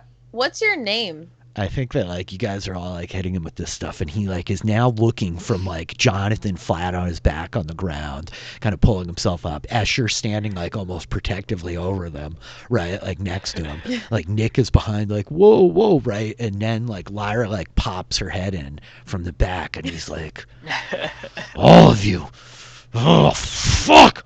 And he just barrels past you. He starts trying to like shove past Escher and Nick, like racing out to the street in front of the club. He's like ignoring everything you're saying. So I guess What's the chance that this is Justin? Is or not? Is it Justin? Yeah, Justin. it's We would have seen his you picture, saw right? Justin's Yeah, Instagram. we would This is not recognize his him. face. This is somebody else. It's not just Instagram. Okay. Something Right. else. Bro. As he runs past, can I like try and like Yeah, trip I'm gonna him say or Nick has something? like first call though, because he's like he gets past Okay, yeah, Jonathan yeah, and Escher definitely. easily enough, right? He kind of like just jumps over like the down form of Jonathan, and he like puts his shoulder down and is looking to just kind of shove past you and get out to the street, Nick. So what does it look like in this moment as he like? Question, yeah, for the group, do we want to stop this person or let him go? I want to stop him. Lyra's clearly curious about this person and why like he's recognizing or seemingly like recognizing us. Whether he's just crazy or is there more to this? Like she's definitely curious. All right. I don't know if this is gonna be. I guess it's technically hit with all you got, but it's a specific type of So hit. hit with all you've got is really reserved for a situation where like there's no resistance, right? Like in other words, it's like when you're gonna walk up to somebody and like sucker punch them, or you've made a successful sneak roll and like you're coming from ambush. This I think would be go toe to toe, like because he's in like conflict mode, right? Yeah. Okay, cool. So Nick is just gonna be like, oh, fuck. And there's trash cans. Oh nearby, yeah, right? yeah, for sure. So he's just instinctually going to, as the guy moves, just latch his foot out, kick a trash can so it skids and hits the guy in the back of the knee to send him sprawling onto the Okay, ground. excellent. Elaborate. So like Nick like kicks this trash can that comes like skidding out into the middle of the alley towards dude. So we're going toe to toe, which means which power tags are we using here for you, Nick? Right, so I'm going Mythos, Uh-huh. obviously. Kicking in with Happening. probably all Yep. three of them. Warrior Fits. Instinct. Anything Sure can be a can. weapon, which is going to be Yep. the trash can. I'm definitely focused as I'm trying to aim for a specific Uh-huh. area. And I'm going to use human anatomy because I would know the spot to try and aim Yep. for to hit to cause his knee to Yep, go I out. dig it. Okay, and I don't think we have any weakness tags that are really relevant right here. You Not don't have yet, any but like it's statuses happening. The bag has like pretty much blown out of his face, so he's not like so subjected to that anymore. Okay, Nick, we're gonna go toe to toe here. Go for All it right. Let's see. It's all that, and then hit go toe to toe, and then with pray. the power of 3. Pray. Pray I indeed. think it's Oh, it is 4. And that is a great success. So you managed to achieve your goal, which is to knock him to the ground, right? It hits him. The trash can like tangles in his legs. And so he, as you kick the trash can, he like snaps out a left hook, like he's trying to just like blast you in the head. But you manage to, you can like block this hit if you want. You want to use one power to do gosh. that? I mean, yeah, at Okay. this point, like if Mythos has been activated, it's not even like question, it's just instinct. So if a punch is coming at me, I'd probably just try and grab it and resist attacking back, because if I'm Okay. grabbing a punch, there's an instinct to hit the back of his elbow, and that would be Okay, very I bad. think we see this moment here, you guys, as like Jonathan is being pulled up by Escher standing on like right by the gate in the alleyway, and Lyra and Iggy are still like kind of out near the street front. We see this moment where Nick Oh my gosh, I just realized, hi, I'm Dr. Nick. That's terrible. Nick kicks the garbage can, and it comes like skidding out as Cowboy like throws this left hook, and we see Nick's hand just like instinctually like snap up, and there's almost this like resonating like boom as like these fists like connect. And I think that in this instant, like one of like the big halogen lights that are filling up this alleyway with these like flickering shadows, it like pulses for a second.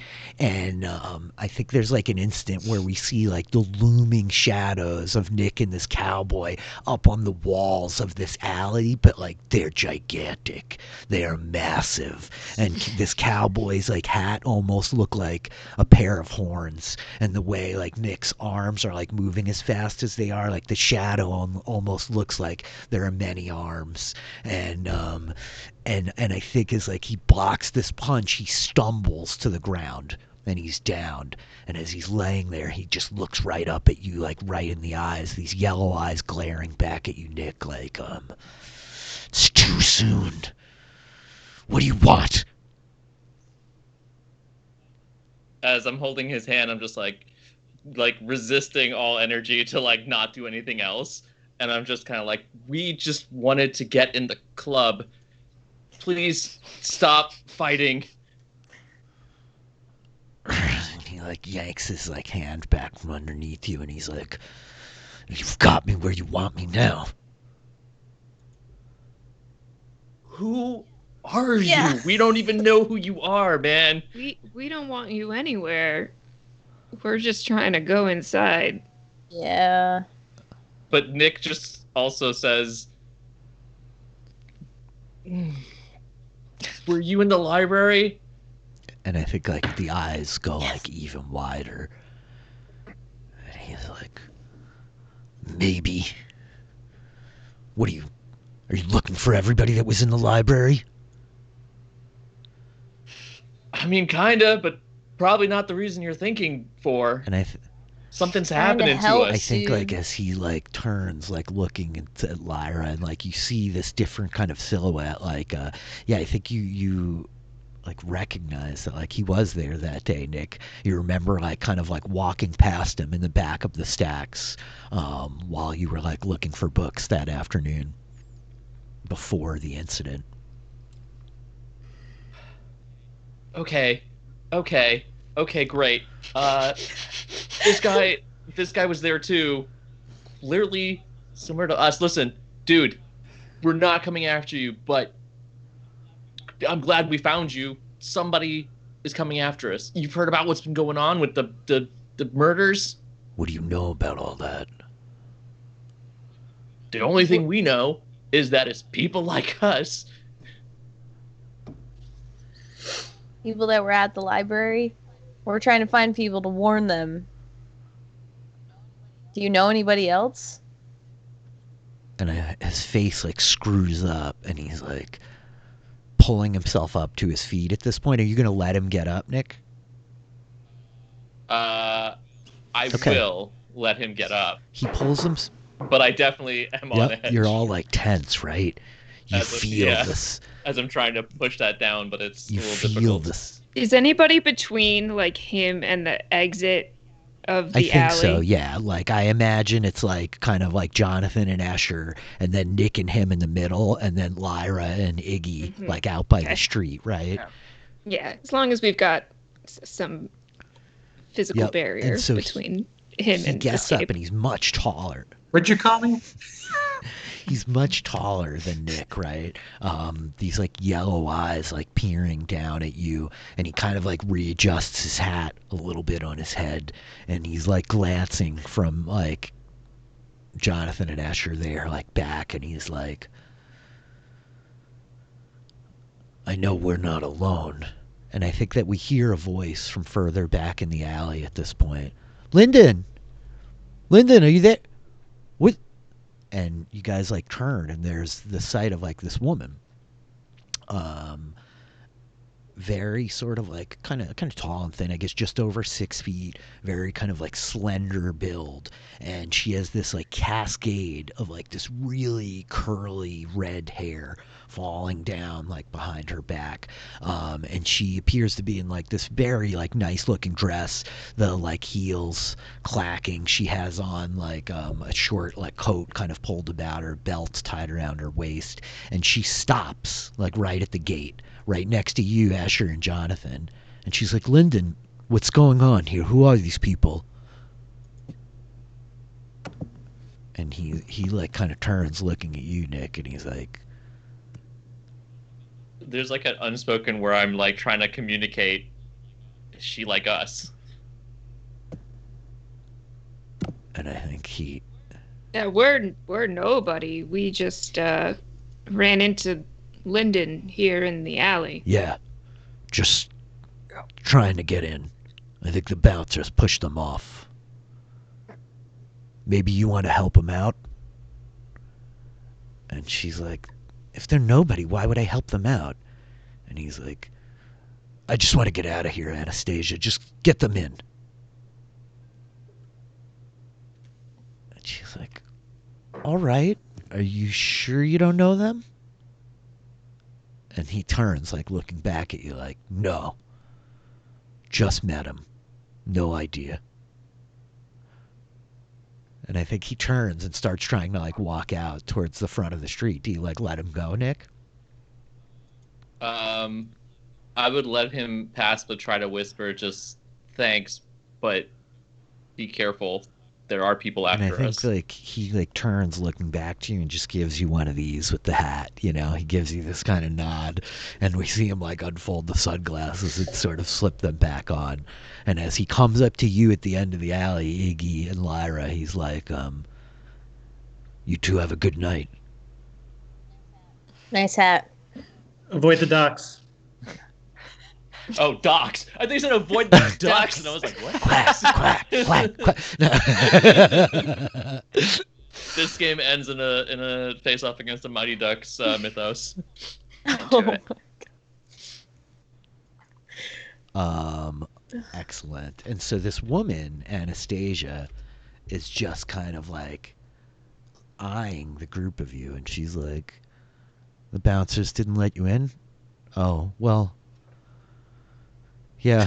Get it. How do you know Lyndon? Well, you know. And she just kind of like smiles at you.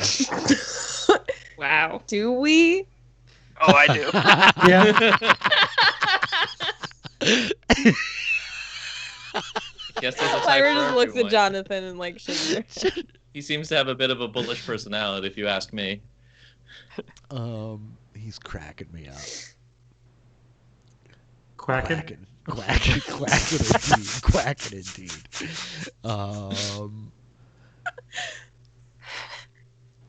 So she's just like, he's a little brusque, but he's a good man. I think. Good enough for now, at Yeah, it least. seems a little on edge. Well, look, we have no qualms with the guy. Like you said, we were just trying to get in. Figured this looks like a way. Maybe you can help. Listen, just don't tell anybody that I let you in. And so I think she's like, come on. And she like walks you back towards the kind of like back of the alley. She's like gesturing for you to come. You guys all following her? Yeah. Yes. And Right so next to Lyndon her. is like standing out in the street, like underneath one of the street lights, just kind of like glaring back at all of you, right? The sunglasses under the cowboy hat, the like big puffy coat reflecting the light off the thing.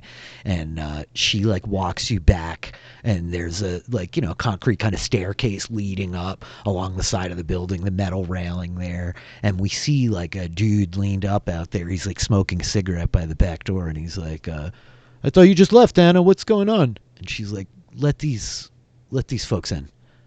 Just don't tell my brother that I brought them here. And he's like, and he just kind of gestures to the back door. He's like, straight. Lyra, whoever's like in front of Lyra, she like taps on their shoulder and goes like, hold up, I'll be right back. And she's gonna run back to Lyndon quick. Oh boy.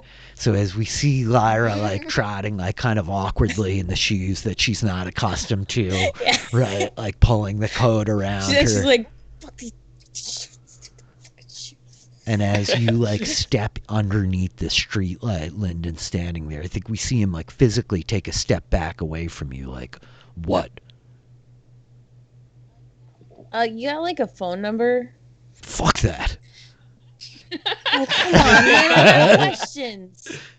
I'm trying to get in this club. I don't have time to sit here and do an interview. Yeah. And now you're Come on. lucky you ran into me or your friend because they got you in the club. You better hurry up.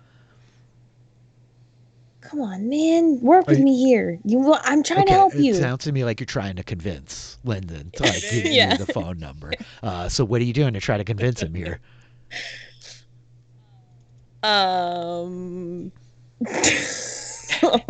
What does Lyra have to call on to increase her likelihood of convincing this angry urban cowboy to give you his phone number? Truly wants to do good? I don't know. What do you guys think? Do you think that applies? I mean, I think her motivations are good. Okay. Yeah. Is that No, relevant I think here? it probably is relevant. Like she's trying to like actually do a good thing, which is like empowering her to be a little more forceful. I mean, Yeah. I don't not know that she's just trying to get his digits. Very Oh, fair. come on. Cowboy Anastasia hat. gave the look, and Lyra's just like, "Oh, indeed." Okay, so truly wants to do good. Is there a cowboy fetish weakness that Lyra has that we don't know about? We have gone off track. No, No. there's definitely not. No. Okay. What else you got?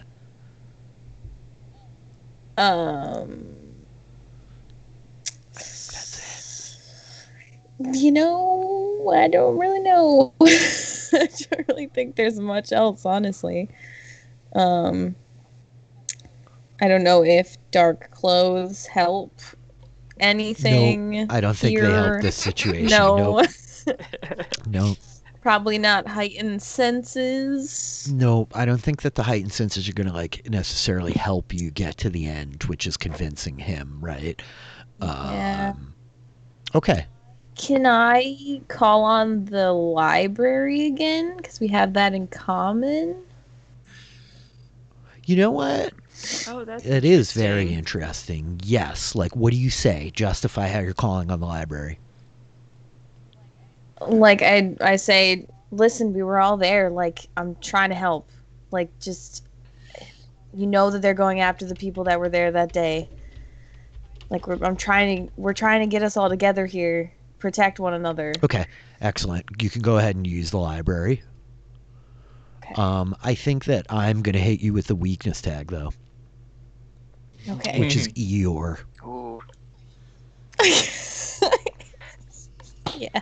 What's that one? I think your weakest tag of like Lyra's a little bit of an Eeyore, and rather than like, you know, the way that like it just comes across as you're talking to him, you're like, come on, man. You know what I mean? There's such like Yeah. negativity kind It's of not very built into the friendly. pitch that it's like that much easier, I think, for him to like push off on you. So that's a power of 2, weakness of 1. Is that right? No, it's a power of. Well, yeah. Power yeah. of 2, weakness of 1. So powerful. So you're rolling to convince with the +1 power. Okay, go Yeah. for it. Okay. So in other words, like, what's the status that you're kind of? It's a weak hit, but what's the status that you're kind of threatening him with? When we roll convince, like, essentially you have a status that either he can give you what you want or he is subjected to this status effect. So what is it?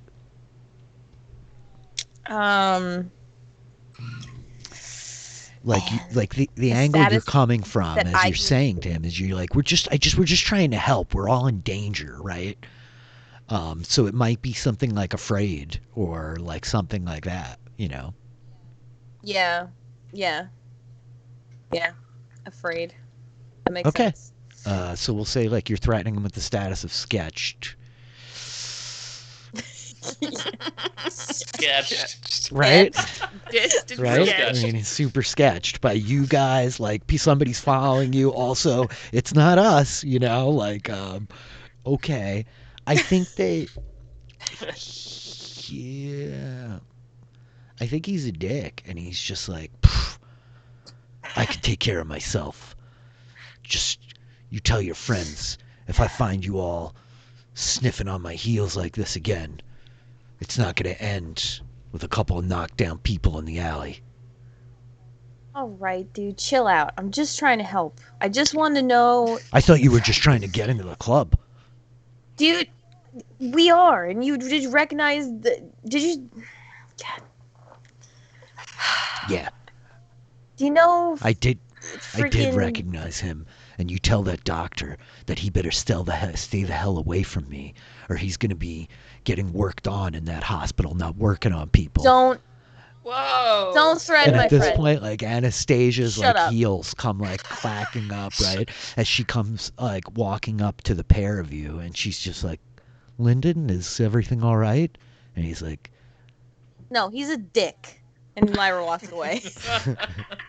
you tell him, Wow. tell your friend, stay away from me. And I think we hear Anastasia like, calm down,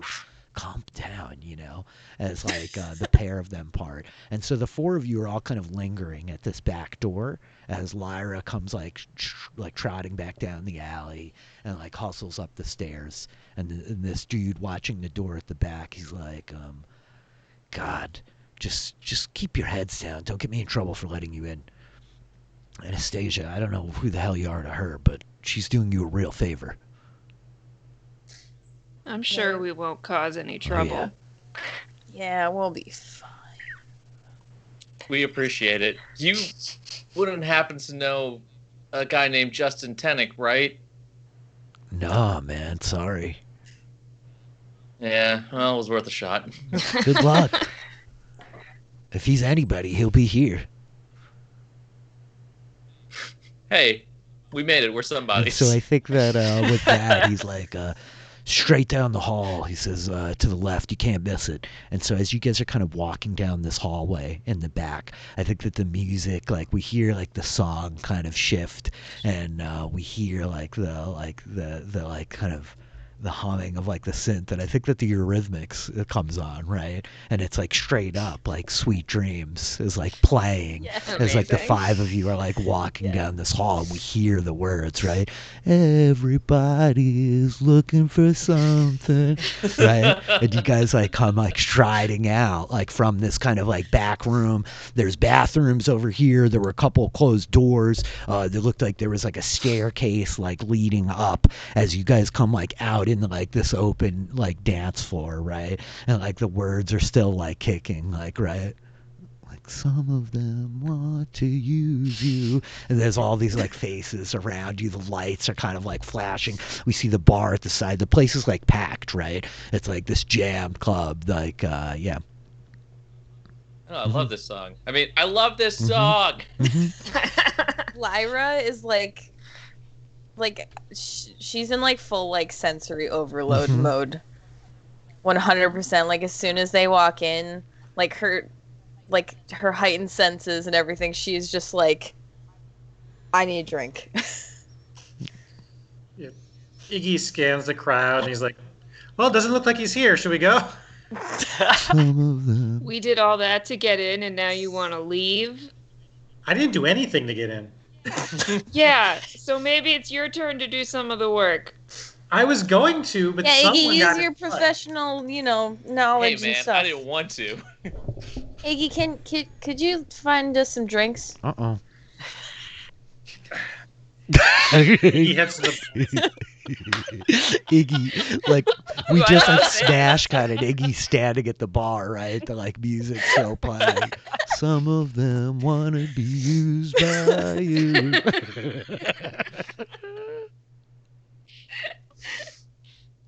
That seemed mean, Lyra. It's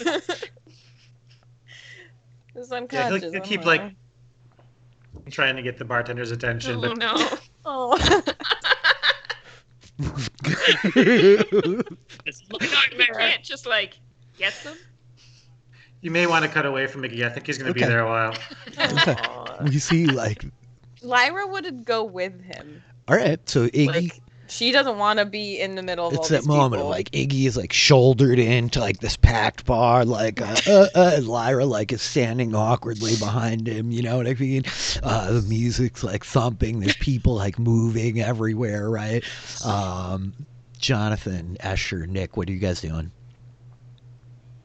I'm just looking around and just like, no, this is sort of just like a wedding, huh? Just a big wedding. I love that you guys are like anthropologists. Never been to a wedding like this. I am. Pretty much every Caribbean Indian wedding. There's like a big balcony, right, overlooking the kind of like the dance floor, as it were, right? You see people up there leaning up against all of these brass railings, and I think that we see like the one wall of like mirrored glass, right? There's this whole like wall of mirrors along the one wall that you're like, oh yeah, that's like the one-way mirror or whatever, right? And so yeah, Jonathan, yeah. Yeah, I think Jonathan wants to get up on the balcony and kind of scope out everyone from above, just to see like if the guy that we're looking for is here, or if there's anybody else, like any other kind of organized crime or anything in the building. Sure. So is Jonathan's gonna like is Jonathan's gonna like mosey off? Escher, what are you doing? You going with him? You hanging with Nick? I think I'll stay with Nick. Escher doesn't want to get any further into a crowd of people until they have very to. Fair. And would like to survey the scene from up above as much So as we possible. trail Jonathan as he's like moving through like these people like bobbing and weaving, accustomed to a crowd. Jonathan can like deal with people well, as like rough around the edges as he is. He was wearing this like sharp dress shirt taken from Nick's apartment earlier that night, right? The music still like thumping away, and we watch you kind of like take the stairs, like turn, and then you're up on the balcony, right? The camera kind of like over your shoulders. You're taking everything in. You know all kinds of people. The streets are yours. And so I think you definitely see a couple of like like shady like toughs hanging out at a table up here, cigars, pinky rings, the whole thing, you know what I mean? Man. So like, I think, and I definitely give him like a little tip, like an acknowledgement, not going over to interact, but kind of a respectful. And I think we hello. see one of the kind of goons like leaning up against like a pole, like at the side of this table, like nod and acknowledgement, like definitive facial recognition. You know this guy, you've seen him before. He knows you, like, and yeah, you like roll over and are kind of leaning over the balcony, scoping the place out.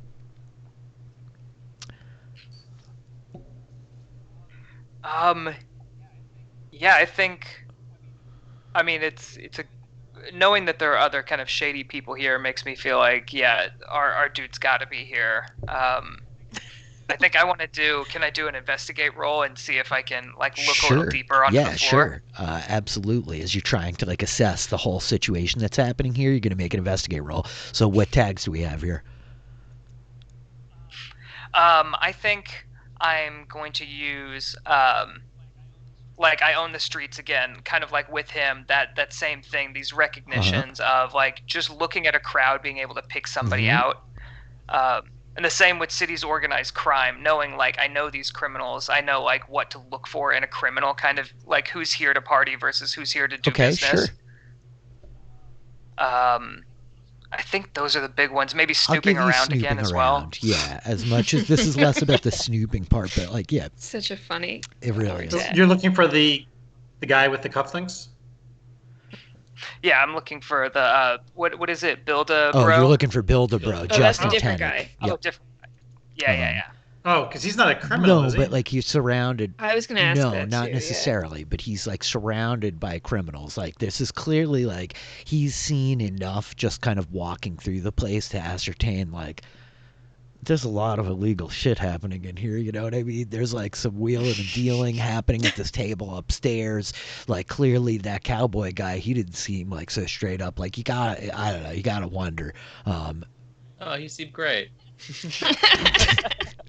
I'm being like liberal with the tags, especially as we're early on here. But I think I'm gonna give you organized crime for this role. I think it's fair because we don't know what questions you're gonna ask yet. So you're essentially rolling with 2 power tags, right? Also, all of you can note the library tag on your crew theme is burned because Lyra pulled on it before, so that needs to be recovered at some point. Okay, so is there anything else? That's pretty much it, I think, right? Yeah, I think it's just those. Okay, that so 2 you power. roll and investigate with 2 power tags. Go for it. Okay, Wow, nice. success. That is a soft hit here. So you basically you have 2 clues that you get to ask about. What are your questions? Do I see Bill DeBro on the dance floor? Yes. Like, is that man Yes, there? you spot Justin Tennick. You recognize his face as the face from the multitude of Instagram pictures that you saw when you were like scanning Escher's computer just a few hours ago. And he's like definitely like talking to like this group of girls over on the far side of the dance floor. And then I guess for the second question, does it look like, other than those girls, is he alone, or is there like kind of another? Are there kind of like bodyguard-looking people around him? Let me like distill it a little bit more, the inquiry. You want to know if there's anyone else here kind of watching him, or if he's being protected? Yeah. Like, which one of those are we asking? Ooh, more if he's being protected. Like if he has somebody nearby that's kind of like, that looks like a bodyguard. So the It answer doesn't. is like no. There's definitely like doesn't seem to be any type of security around him or anything. Now because that was only like a soft hit, roll of 7 to 9. I gave you pretty straightforward answers, and he's not basically going to get anything, but I think your investigation exposes you to danger. I'm just like Sure. telling you that's the move I'm making. That's not going to play out right at this very second. So Gotcha. as we No. see, I was not, or I was a little too Yeah, obvious in my as we see snooping. Jonathan kind of like peering out over this thing, I think that the camera tilts and we see Iggy and Lyra at the bar, right? And we kind of like swoop down in, zooming back on you two. So the bartender finally stops Iggy, like, yeah, what do you need? You're muted, Kurt. You're Oh. mute. Oh, I thought I was on mute. 2 whiskey cokes. Lyra like raises her That's it? eyebrows. What do you want? Only No. drinks for the 2 of you? Amazing. She didn't. To be fair, Lyra Zed didn't is saying specify. to Kurt. Lyra said, "Can you get us drinks?" Technically, that can be interpreted as the 2 of Yeah, us. it can. He didn't finish his order. He wasn't going to get 5 whiskey Is that it? cokes. Is that it? 2 whiskey cokes? Okay, very well. No, but he hears Lyra exclaim with disgust. What do you No, want? she just raises her eyebrows. What do you want? He hears it. What do you want? I don't know. Drinks, man. Like, just get something good. I don't know. 2 Just not- whiskey coke. 2 whiskey cokes. A dirty martini, and 2 old fashions. I have a tab going. Justin Tennick. And I think that we see him like he goes over to like the like thing, and he's like, "Yep, yeah, all right." Turns to Lyra. He's here. And so we see the bartender like soda, right, drinks, bottles is dramatic, you know what I mean, and like glasses are being like slid over you. It takes him a minute. The old fashions are made.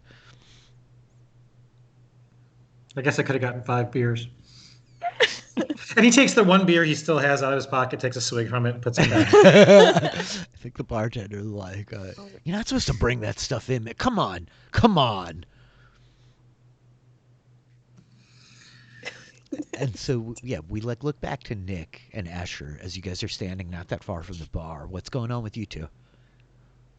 I probably would have had my eye on Jonathan to see if he, like, keeping an eye on him, like, there'd probably be a moment where he would, like, look to see, Perfect. like, when his eye, like, roll me in and just stop. Perfect. And I don't know if he sees me to like gesture, but I would have like tracked his eyes to see where So he's looking. Jonathan, we see like Nick look up to Jonathan. Jonathan like looking down at Justin. Jonathan, you catch like Nick's eye line, and you see him like, right? And do you point him out? I guess is the question.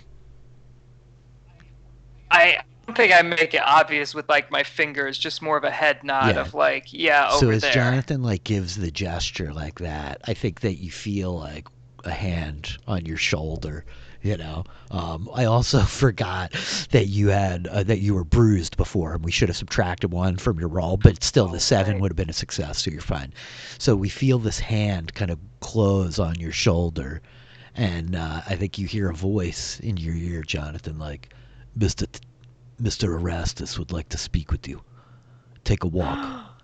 And Nick, as you like see Jonathan gesture with his chin over to the other side of the room, you turn and you look, and just like through the crowd, kind of like standing a little taller than everybody else, like the dance floor is like a little recessed, right? And the area around it is like raised up. You see Justin Tennick, just in time for one of these girls to be like, and like throws a drink at his face, you know what I mean? Like this crowd of like girls like kind of storm off, and you're like, what a fight, you know? Like you probably look to Asher, and like as you turn to look back up, like Jonathan's no longer in sight over the edge of the balcony, as this like figure is like walking you, Jonathan, towards one end of this upper floor. I guess I'm gonna ask you, like, what are you gonna do?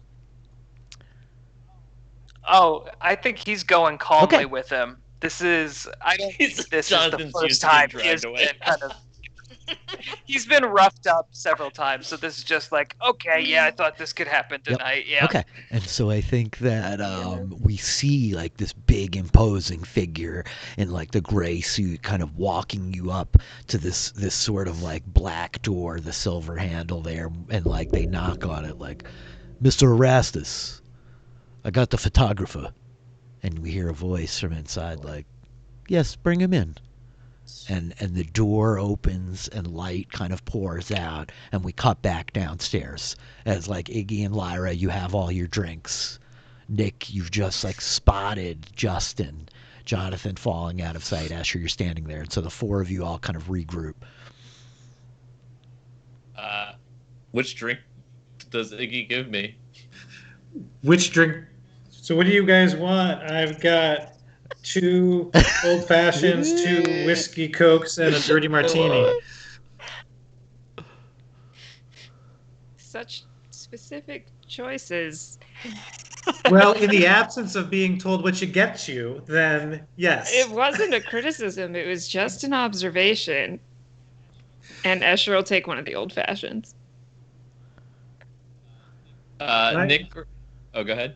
I say, with Lyra, what did you take at the bar? Because I probably didn't want to carry all 5 myself. She probably would have taken the dirty martini, but she's like she probably like sipped it like on the way over there, and she's like, This was a mistake. Yeah. That's the correct response. Is that the like you were trying to be sophisticated and didn't realize what you were getting into decision? I just want to understand the depth of. Okay. Yeah. Yeah. 100%. Nick grabs the 2. You said whiskey cokes. Yep, and 1 old fashioned left. Yeah, he grabs the 2 whiskey cokes and is like, "Thanks," and then starts walking towards Justin.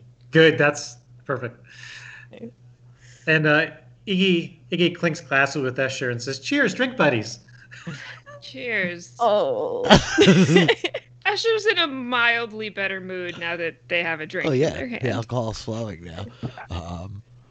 And Iggy says, "Courtesy of Justin Tennick." Even better. And so we see Nick walking across over to Justin Tennick. Are you 3 going with him, I guess, is the question. What are you 3 doing? Yeah, Lyra will kind of like ask probably before Nick like starts to walk away, like, where'd Jonathan go? Well, he was upstairs and he found Justin. I And don't he's really see him now. I'm gonna head up that way then. Okay. If you guys want to tackle, if anybody wants to come with me, it's cool. But Yeah, maybe we let the the gentleman go speak to Justin. Yeah. And we go. I don't think I'm going to be quite Justin's kind of person. I don't think. This is Yeah. probably the good Okay. split, yes. So we see Lyra and Escher like heading for the stairs, and Iggy, are you going to move with Nick over to talk to Justin? Does Nick like give like Iggy some sort of "so we going" sort of look, or is he just kind of head over?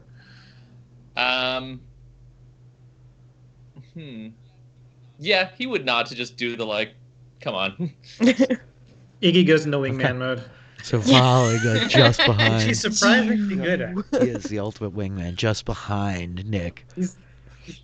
He's like, "Yes, doctor." I told you not to do that. And so we Sorry. watch like the pair of you like kind of weaving through this mass of people, right? As you're like approaching Justin Tenek.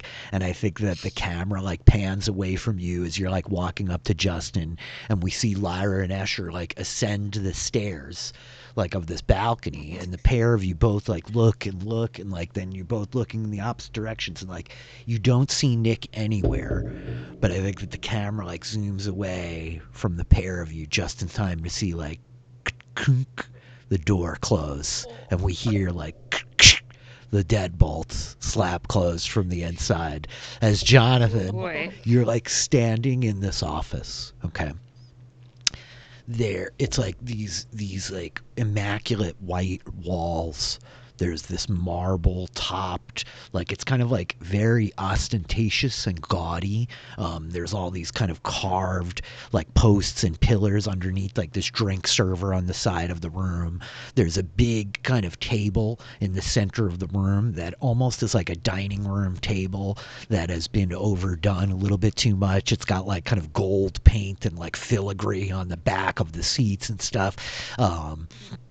There's a series of like these like fine kind of crystal like cups and like bottles on a like silver sort of platter in the middle of the table, and then there's a desk at the far side of the room, and we see Captain America over here, Archibald Erastus, the blonde flowing hair, like sitting at the back of the room, and there is this glow like coming up. The desk surface itself is pitched a little bit at an angle, and you get the impression that it's like a bunch of different monitors, right, as there's like light coming up from everything, and he's staring down at it as you come through, and I think we see his hand like just touch something, and it's suddenly like and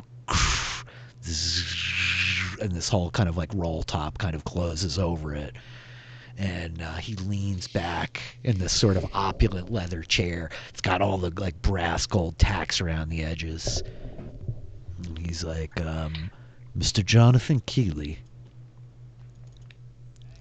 Hey, Mr. Erasmus, top shelf place here. Good. You know who I am. We can dispense with the foolish pleasantries then. What exactly are you and your friends looking for? Did he get the name wrong on purpose? I think he just breezes by it. He's always just like, yeah, I got it. I do love it. He Yeah, he's like, well, I mean, as you know, your club is the place to be on a night like tonight if you're looking for somebody, and some of my friends were looking for somebody, and we're trying to find him, you know? Yes, I do know, actually. My club, well, it's a very desirable place to be. That's why I bought it. I run it, so of course people want to be here. Only the most important of people are let in, which is likely why my sister sent you in the back door, even though she didn't realize what she's doing. I'm much more curious why you found yourselves in one of my rooms earlier this evening. Well, I guess you weren't inside, were you? One of your rooms. I mean, we've literally only been on the floor of the club. We were in the back of the club and walking around, but like I haven't been in any rooms I wasn't supposed to be in No, here. that's You know? actually fair of you. I misspoke. Your friend Lyra, on the other hand, was in one of my rooms at the Divinity Estate. The room that I've offered to good Mayor Burns for his special task force that's working on these murders. So why don't you tell me what exactly you were looking for there?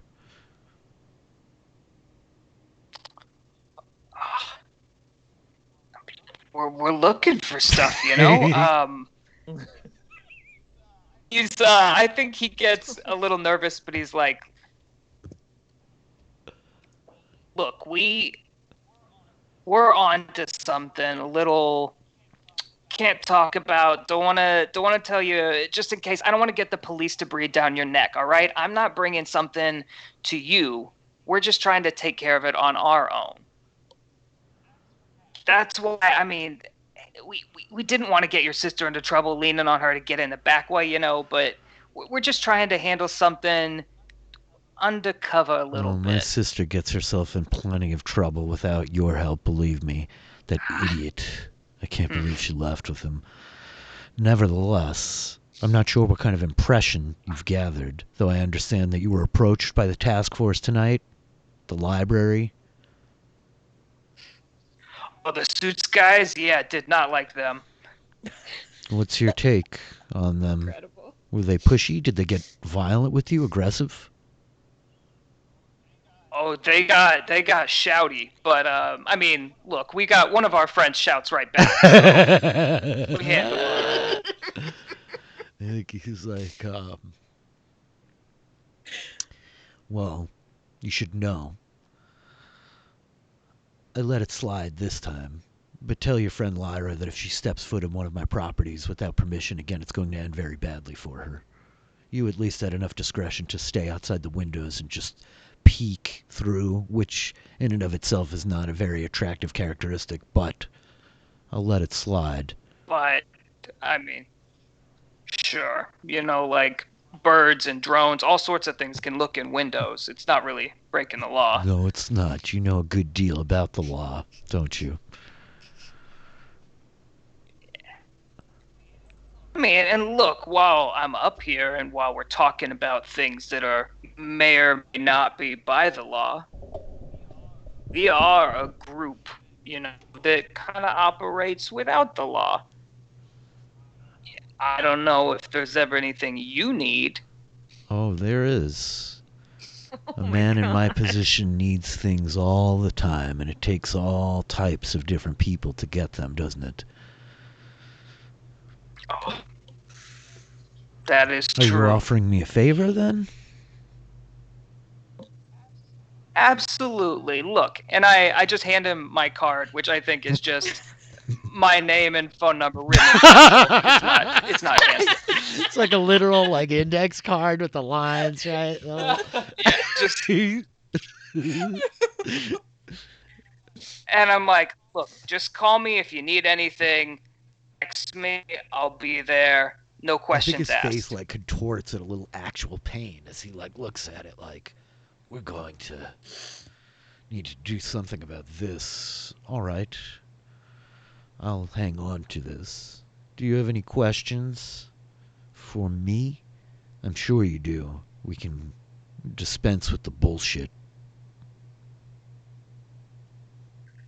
Yeah, I mean, a big thing. You seem to really not like your sister's boyfriend. He's an interesting He's cat. a brute and a bull. I don't know. 2 months. He knocked the wind out of me. He's an aggressive fellow, isn't he? 2 months ago, she wouldn't have looked twice at him, but...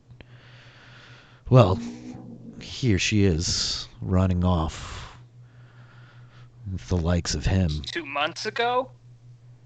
Things change, people change. Her interests have evolved recently. I see.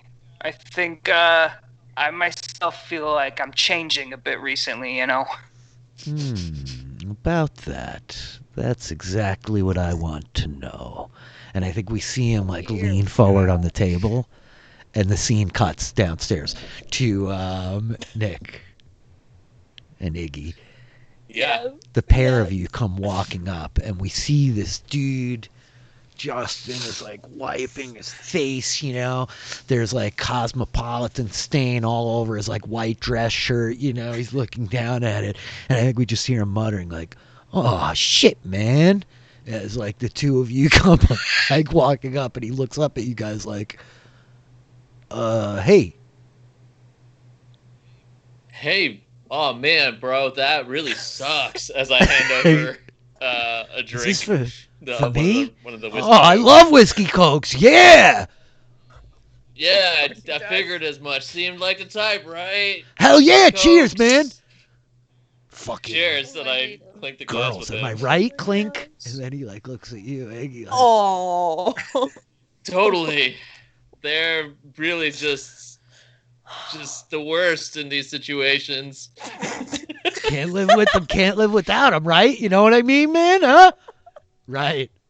Oh, for sure. Sure, right? Like, definitely living with them is such a problem, but you want them all the time around. And, you bet I do. And yeah, hey man, cheers though, right? As he goes to drink. Yeah, he's like stirring the thing with the little straw, like slurping at this like whiskey coke. Like, shit's too weak, man. I make these much stronger at home. Oh yeah, I mean personally, gotta say, prefer rum and cokes to the whiskey cokes, but yeah, comes to these places, I always water them down. Yeah, right? for real. It's bullshit, kind of. You guys hang out here much? I'm Justin, by the way. No, we hang out at the library. I think like he just Like just whips around. stops as he's staring at Iggy like, right. Yeah, the library. It's this new club near. Oh, the no shit. I library. heard that they're opening a bunch of places down at the docks. I got to check that out. Maybe not so much. Yeah, the docks not so much. I mean, haven't you heard, bro, about the stuff happening at the docks? Like, there's like crazy murders going on. I heard a story that it was actually a bunch of militant insurgents that got brought up in a tanker ship and that have been holed up down there and are waging a guerrilla war against Mayor Burns. I think that that's probably bullshit, though. My friend does a lot of meth. So can't say I've done that before. That seems intense. Yeah, it is. I can't mess with that. Yeah, but definitely don't want to go to the docks. I mean, what else have you heard about this stuff? Right? It's crazy what's not going much, on. Man. I mean, like, I saw some of the pictures of that. That second dude that got killed. I don't remember his name, but it looked gruesome, man. It was kind of like that Faces of Death movie. It's one of these things where like you're watching and it's like horrific. You feel yourself wanting to like puke it right up, but it's like a good night of partying, man. You know, sometimes you just gotta choke it back and swallow it and just push right through. You know what I'm saying, man? Nick, for a moment, you can almost see the gears like click, click, click, click, click, click, click, click, click, click, click, and it's just like, I like ABCs of Death. That one's really interesting. I don't know if you've seen that one. It's the one where it's like little segments and each vignette. It's crazy. It really can have some funny moments too, where each letter is like a way to die. It's crazy. Oh man, that is wild. That's too much. I got to check that out. Is it on Netflix? Right Yes, on. Oh is, hell actually. yeah, dude! I'll watch that shit tonight. As long as I love that also in the future, Netflix still yeah. kicking. The megacorp. You know, I heard something really interesting though about the people. So I know this guy. He's got some inside scoops. Kind of like your friend. He's got some crazy conspiracy theories. But this one sounds really crazy, but made me really like kind of curious that these people, whoever got killed, something like weird happened to them. Like they had some kind of like supernatural stuff. What? Yo. Yeah, like 2 months ago, right, Doctor? I mean, Nick? Oh shit, you're a doctor, man? Nice. Pleased to meet you. I don't have any friends who are doctors. My boys are, well, they're not doctors, you know. I mean, they smoke meth and shit. They're a little bit effed, you know. That's rad. So supernatural. You mean like they can fly? I mean, maybe. I heard that each one has like different and weird and has these powers. Have you heard anything about this? There's all these like weird stuff going around this town. It's like 3 months ago, all these people were like normal, and then like 2 months ago, all these people were like, "Not, bro." This is Iggy, by the way. He's my Yeah, wingman. Iggy from the library, right? What up, man? I He fist bumps him. think at this point he's like pounded his friggin' his whiskey coke, you know, and he's like, "That's good, man. I need another one of these." So like, I don't know, man. I mean, things have been weird for me the last couple of months too. I was talking to my boys about it, but they're all over the place. I don't know. It's probably bullshit though, right? I mean, probably, but like, what type of weird stuff you're talking about? Like as he's trying to He starts like be bro, he's like weird stuff, like weird stuff, or like he other starts weird like stuff. scratching his neck, and he's like, "Oh, whoa, man, whoa, not that kind of like weird stuff. I'm chill, man. I'm chill. I'm not in like weird stuff, but I just mean like I don't know, man. I like went to the library actually, Iggy. I was there like just a little while ago. I was getting some books and stuff. The club or the not No, club? an actual real library. I needed. Oh, I forgot about that. I'm gonna need that address. But I was there getting some books and shit. I'm trying to build a deck. I want to like pimp my place out for the ladies. You know what I'm saying, right? Yep, Nothing for like the it. ladies love Lay a it good out in the sun, deck. summer days. Yeah. So like, I don't know what it is, man. But ever since I was there that day and got these books, like, I just want to like build shit, man. You know what I'm saying? I dream about like lumber and wood. I want to like build houses. Like I'm thinking like I'm gonna put this deck up and then maybe like get a pool or something and sell this place so I could buy an empty lot and build my own house from wood.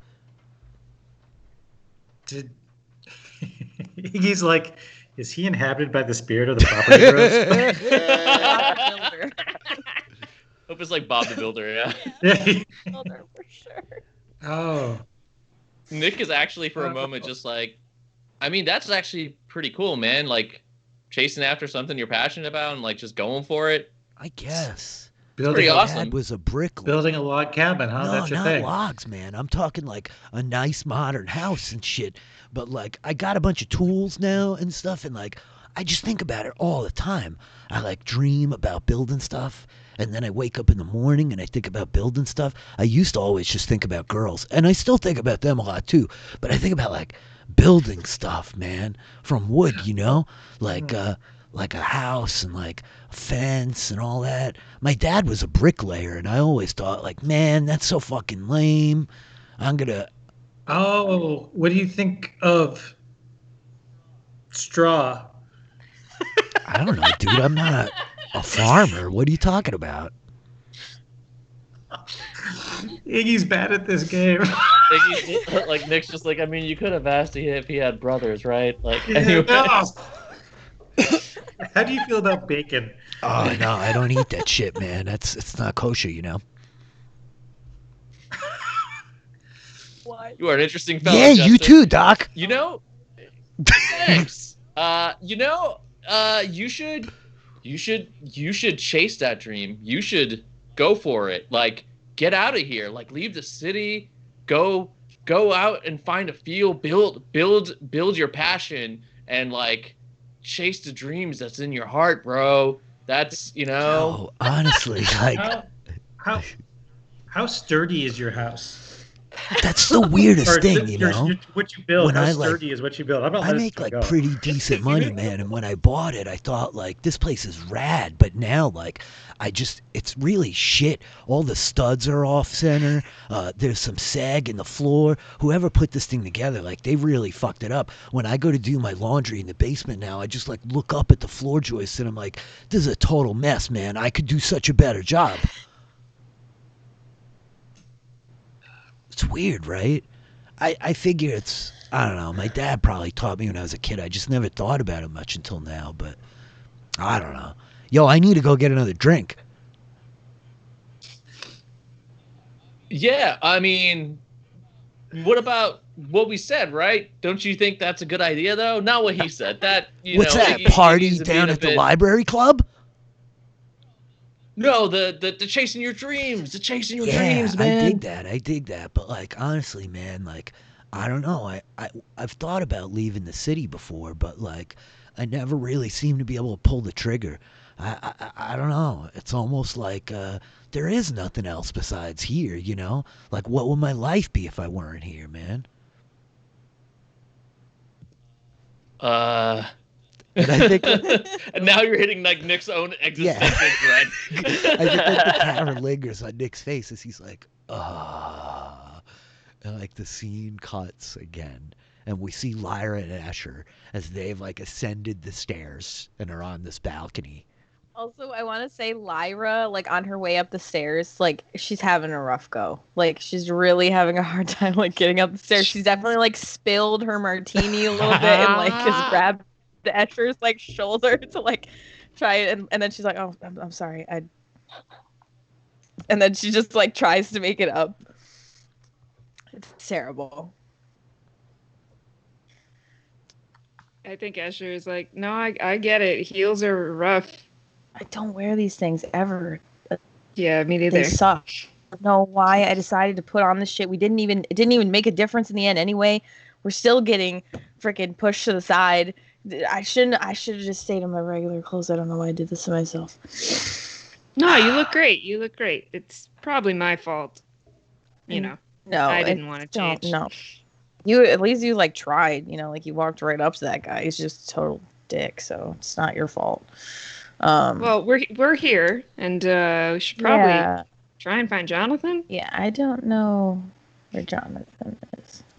So the pair of you kind of like look around a little bit, and there's like all different sorts of groups of people, right? There's like seems to be like some folks just like hanging out at some of the like tables that are up here.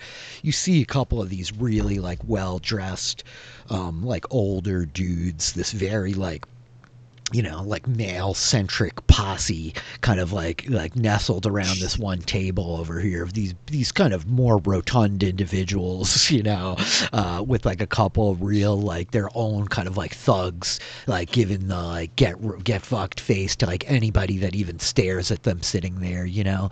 Like you're looking around and you could see like the one like mirrored wall where this office is on the far side, the door closed, but like there's no sign of Jonathan up here at all.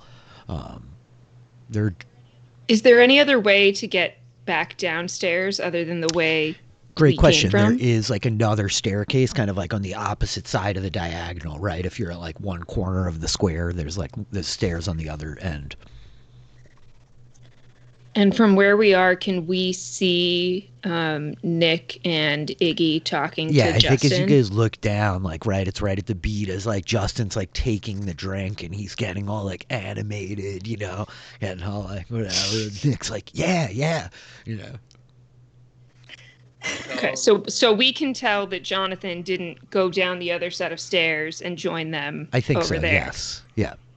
Yeah. Okay. That's the dots that Escher is trying to connect right now of like, okay, there are stairs.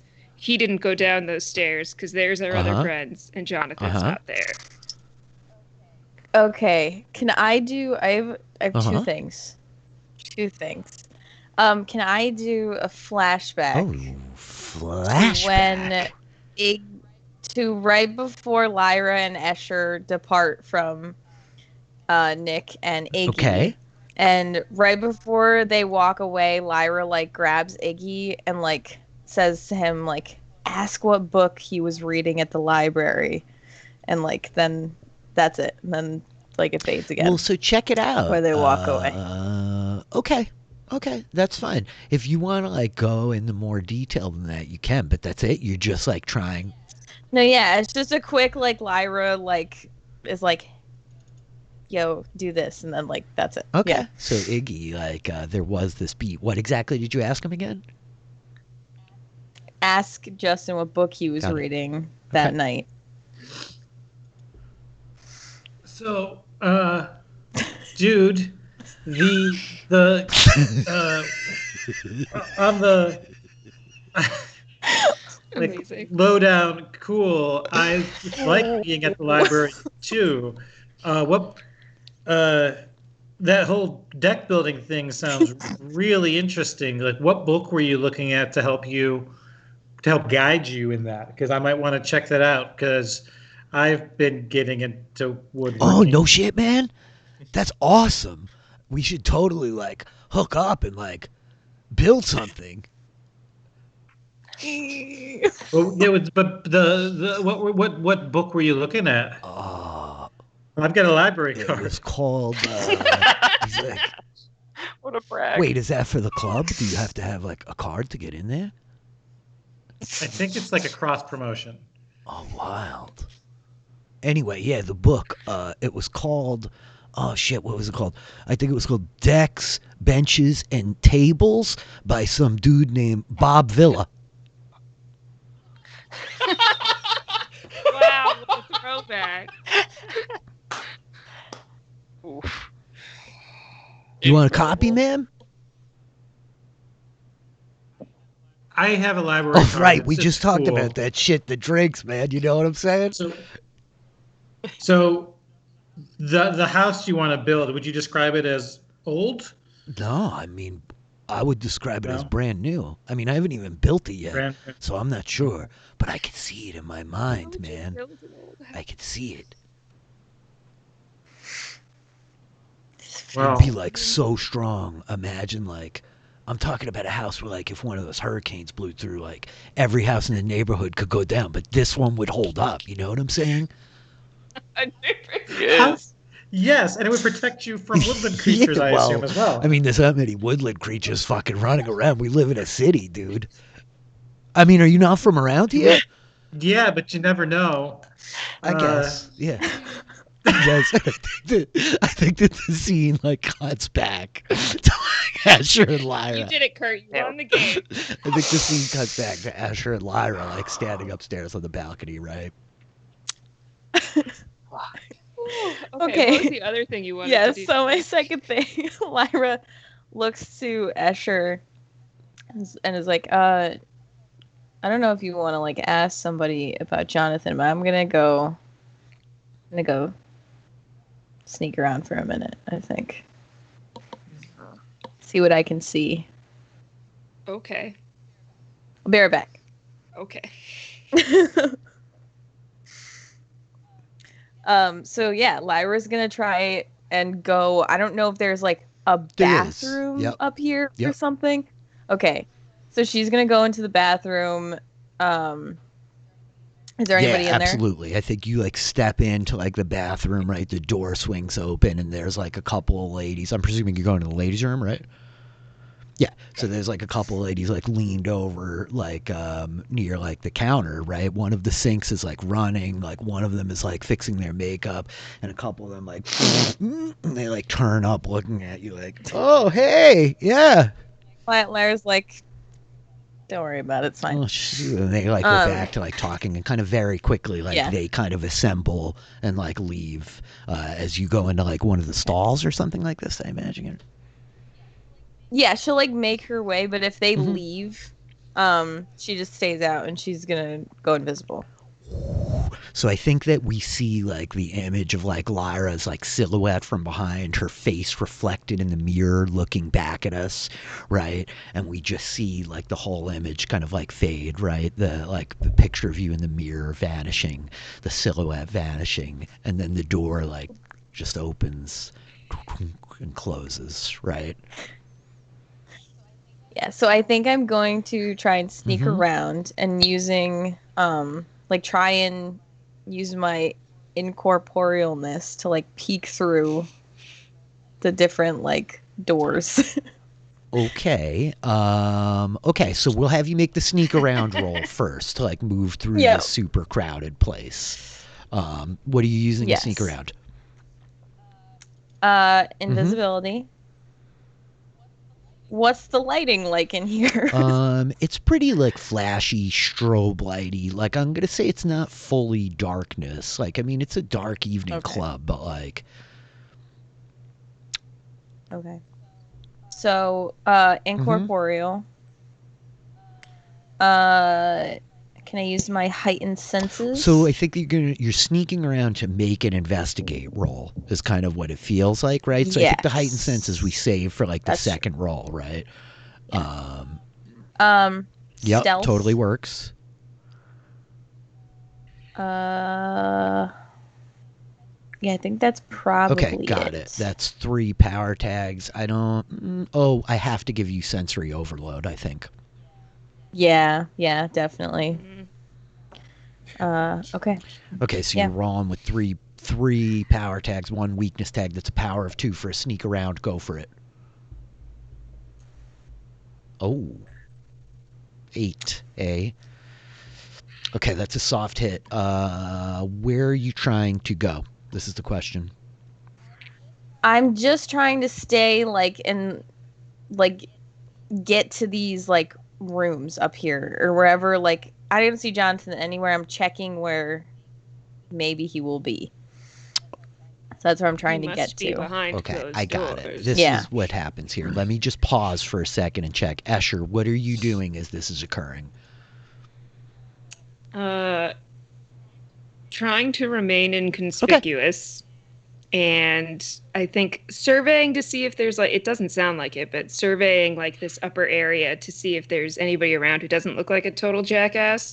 But the way you described everybody sounded like they were all a bunch I of don't jackasses. think everybody is a total jackass. I'm speaking in these universal broad brushes of jackassery because I think that you guys are very counterculture and like a lot of these people are like much more mainstream than you. But I think you see like what look like some people that like you might like connect or relate to. Like I think actually we catch a moment where like Escher, there's something like very like compelling and powerful about Escher. And like I think we see somebody on the far side of the balcony like smile at you and just kind of like nod, like that little like affirmation of like, hey, what's up? Hey. Are they wearing a suit? They're totally Okay, wearing great. like leather with like safety pins and stuff like this. So how did You they gotta get wonder. in? That's basically what You I'm gotta wearing. wonder, don't you? But you're here in much the same way that like Yeah, I'm they gonna go are. talk to that person. Okay.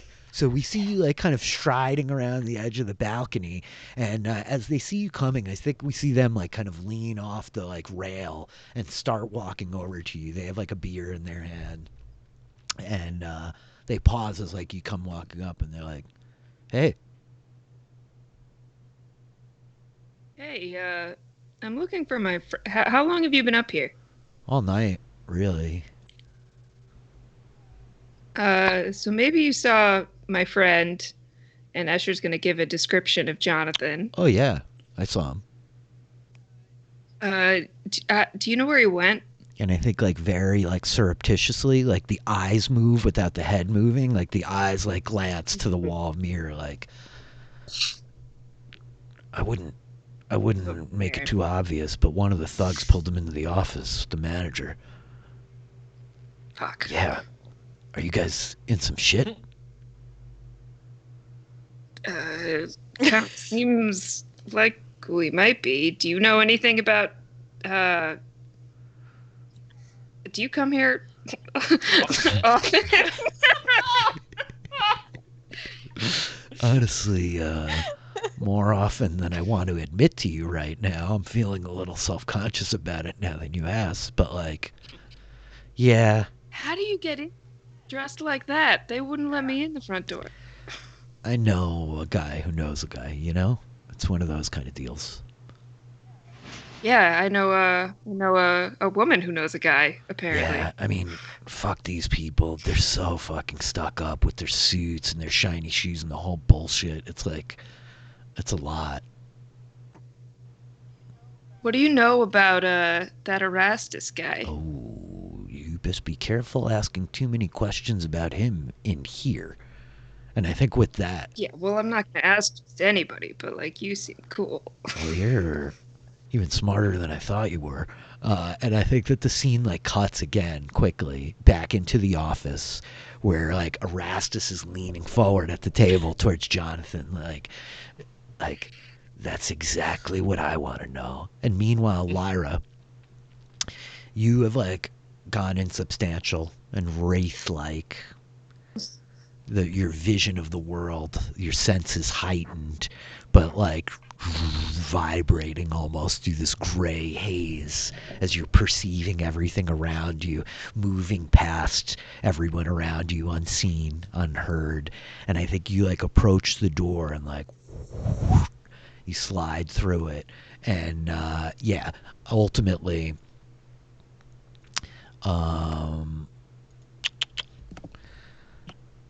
as you like slip into the room with Erastus and Jonathan, they're sitting at this big table, and you see them. I think that like we hear like a soft, like almost like digital chiming sound, bing, and we see Erastus like look down at his watch, like, oh, look at that.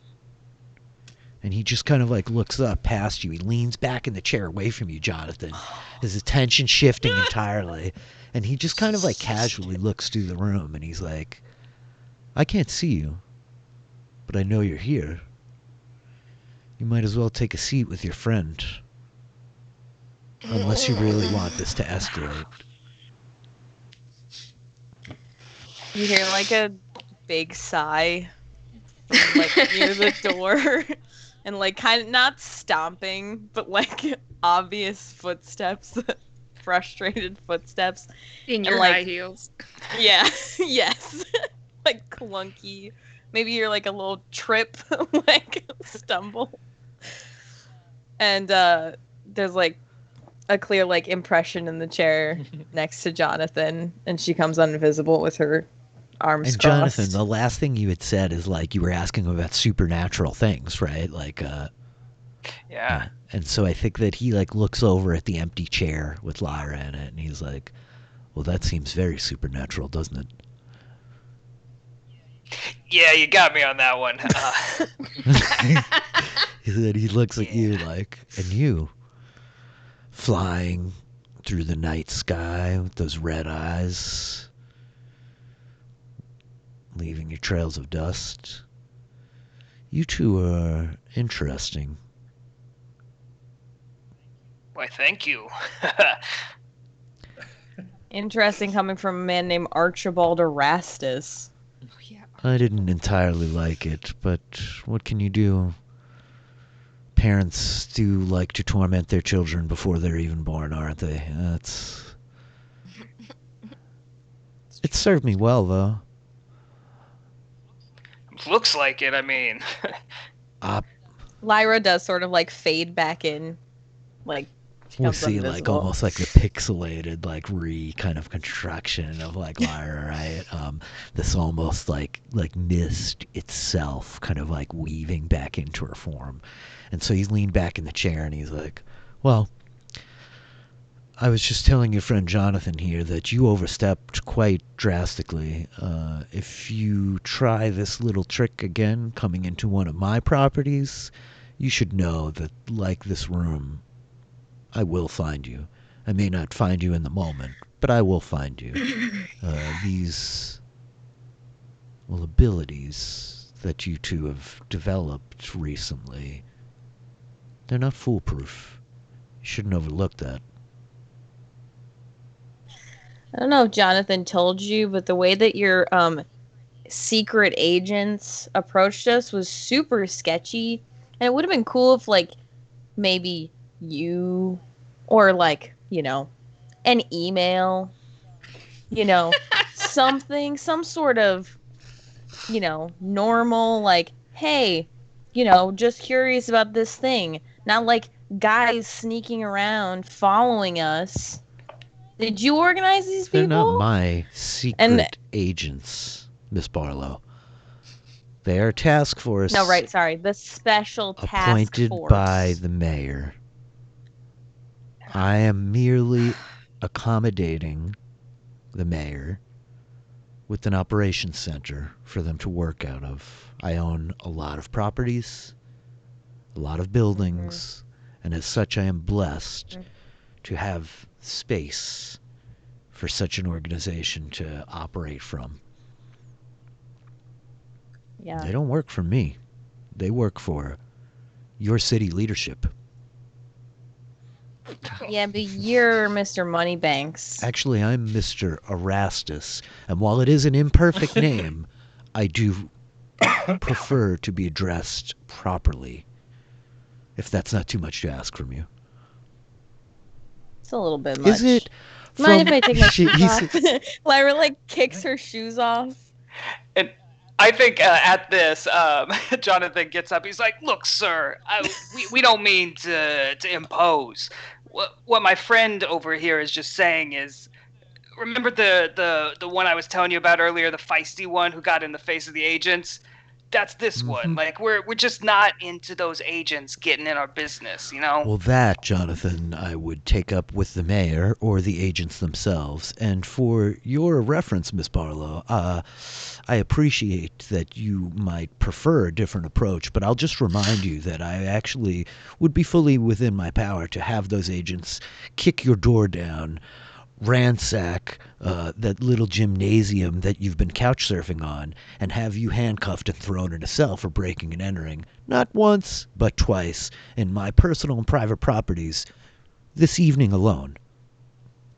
That's not a threat. Sorry if I thought you guys were murderers because you were like creeping up on us or anything. But it's fine. Murders? I get I it. am in my office in a building that I employ at my business. Oh no, not And you you. just the transubstantiated agents. yourself through my wall, I believe. Listen, man, my friend went missing, so I was obligated to look. I don't think that that's that crazy. Good friend you have there. Mr. Keeley, I very much appreciate he like pats his breast pocket where he's got your pencil written index card. Says I very much appreciate the offer and the information. If there's anything I can help you with while you're unraveling this mystery, as it were, please do ask. I'll give you my phone number so that your friend here does not need to break into any more of my properties, for I feel that that might complicate our relationship more than it already is. You know what? We won't break into any more of yours as long as you don't, come kick down our doors like you were saying before. I think that'll be fair. That would be fair, wouldn't it? Miss Barlow, tread lightly. I appreciate that. Oh, I always do,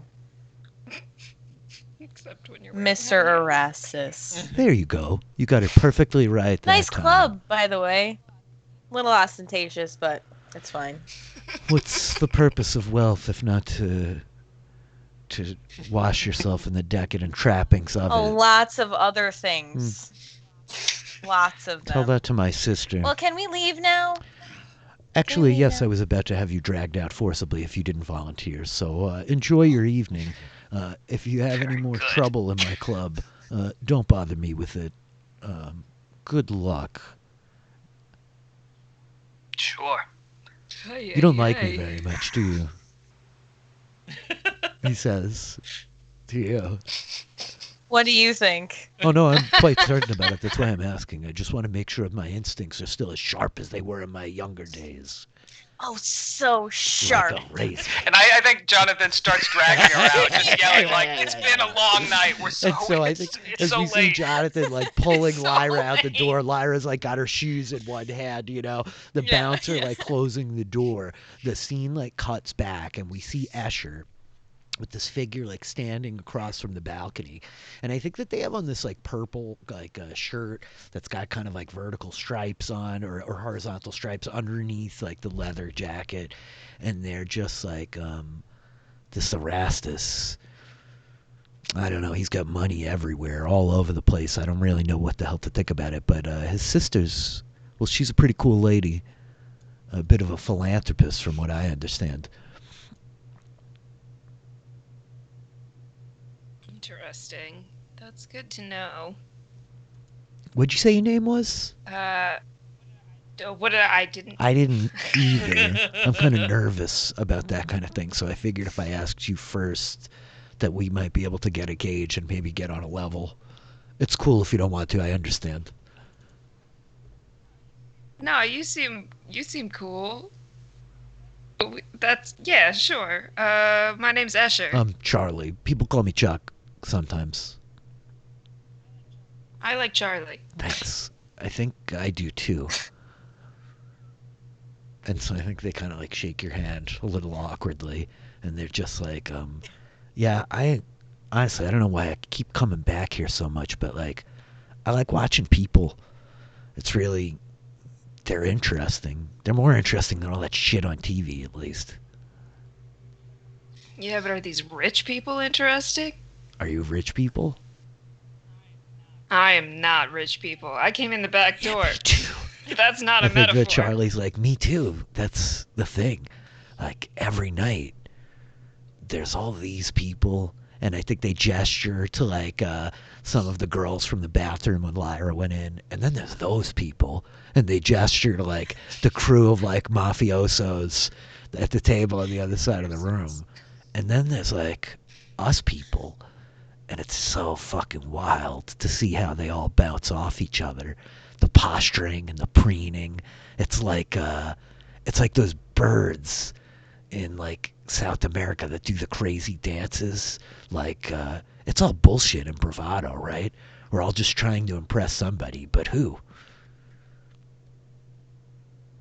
Is this too deep? I've been drinking a bit tonight. I'm sorry. That's just like, am I on a date?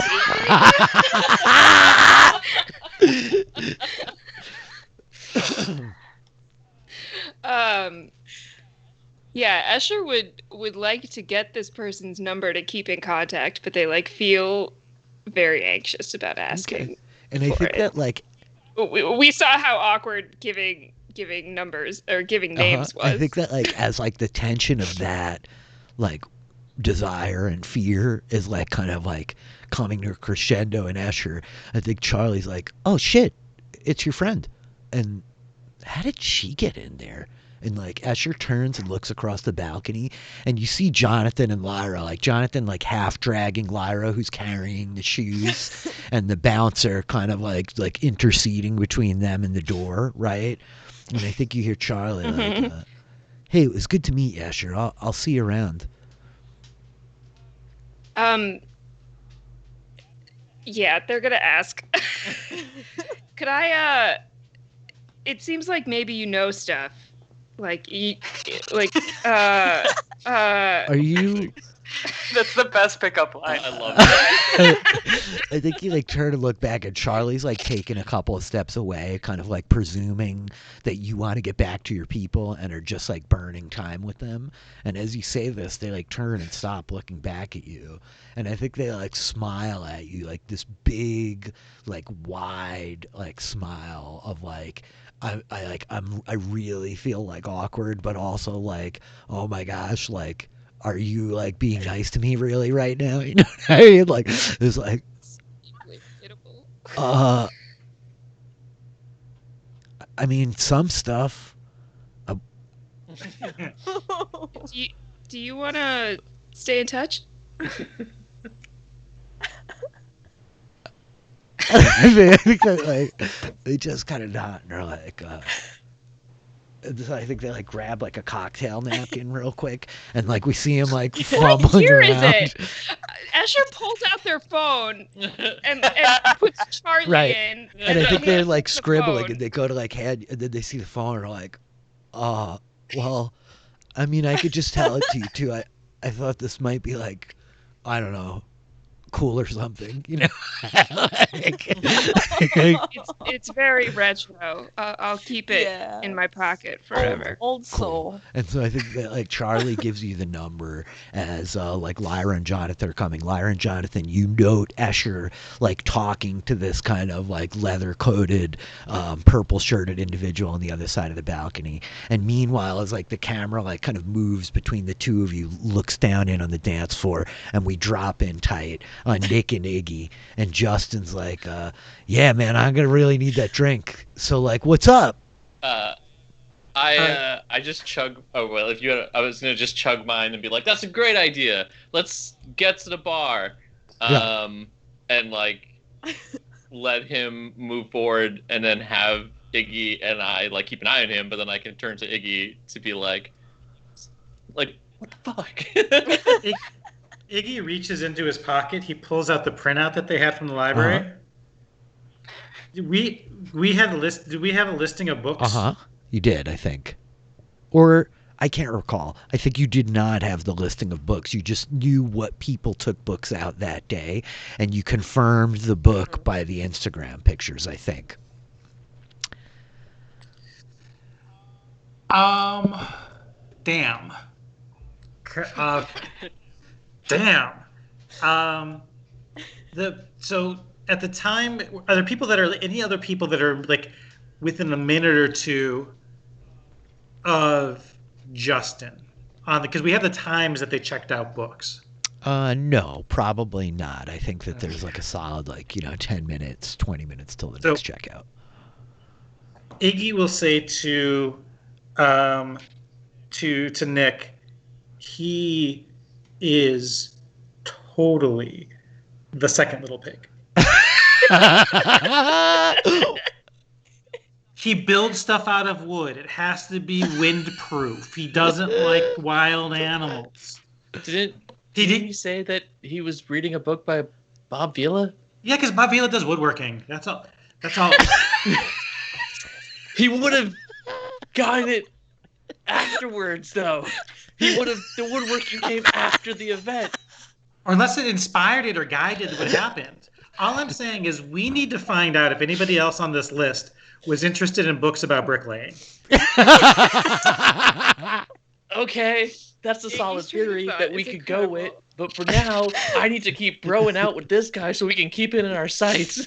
I think there is a wolf killing people, and that he's already killed 2 pigs, and this is another one. I hate to say it, but I think that is the you know what I mean? The credits drop. That's like the smash cut stop as he's I think that there's a wolf out there killing people, and they've already killed 2 piggies, and we need to get them just in time, And Justin's like, yo, dudes, boom, and the credits drop. You know what I mean? Love it. The rhythmic star playing again. You know what I mean? Well, we're in it now. And so, yeah, I think that, this is the time of the night where we geek out to the credits. Yes. Because that's our favorite thing to do. This was really funny, you guys. This was entertaining. I didn't get to explain it in the moment, but I was going to have Nick be like, Entourage and Jersey Shore. Oh, yeah. That's his explanation of why he knows how to act like that. No, he's tuned into pop culture. Movie reference. Yeah, when they were talking about that reboot of Entourage, I tried to check it out for a little while to see what it was like. Not into it. Not his media.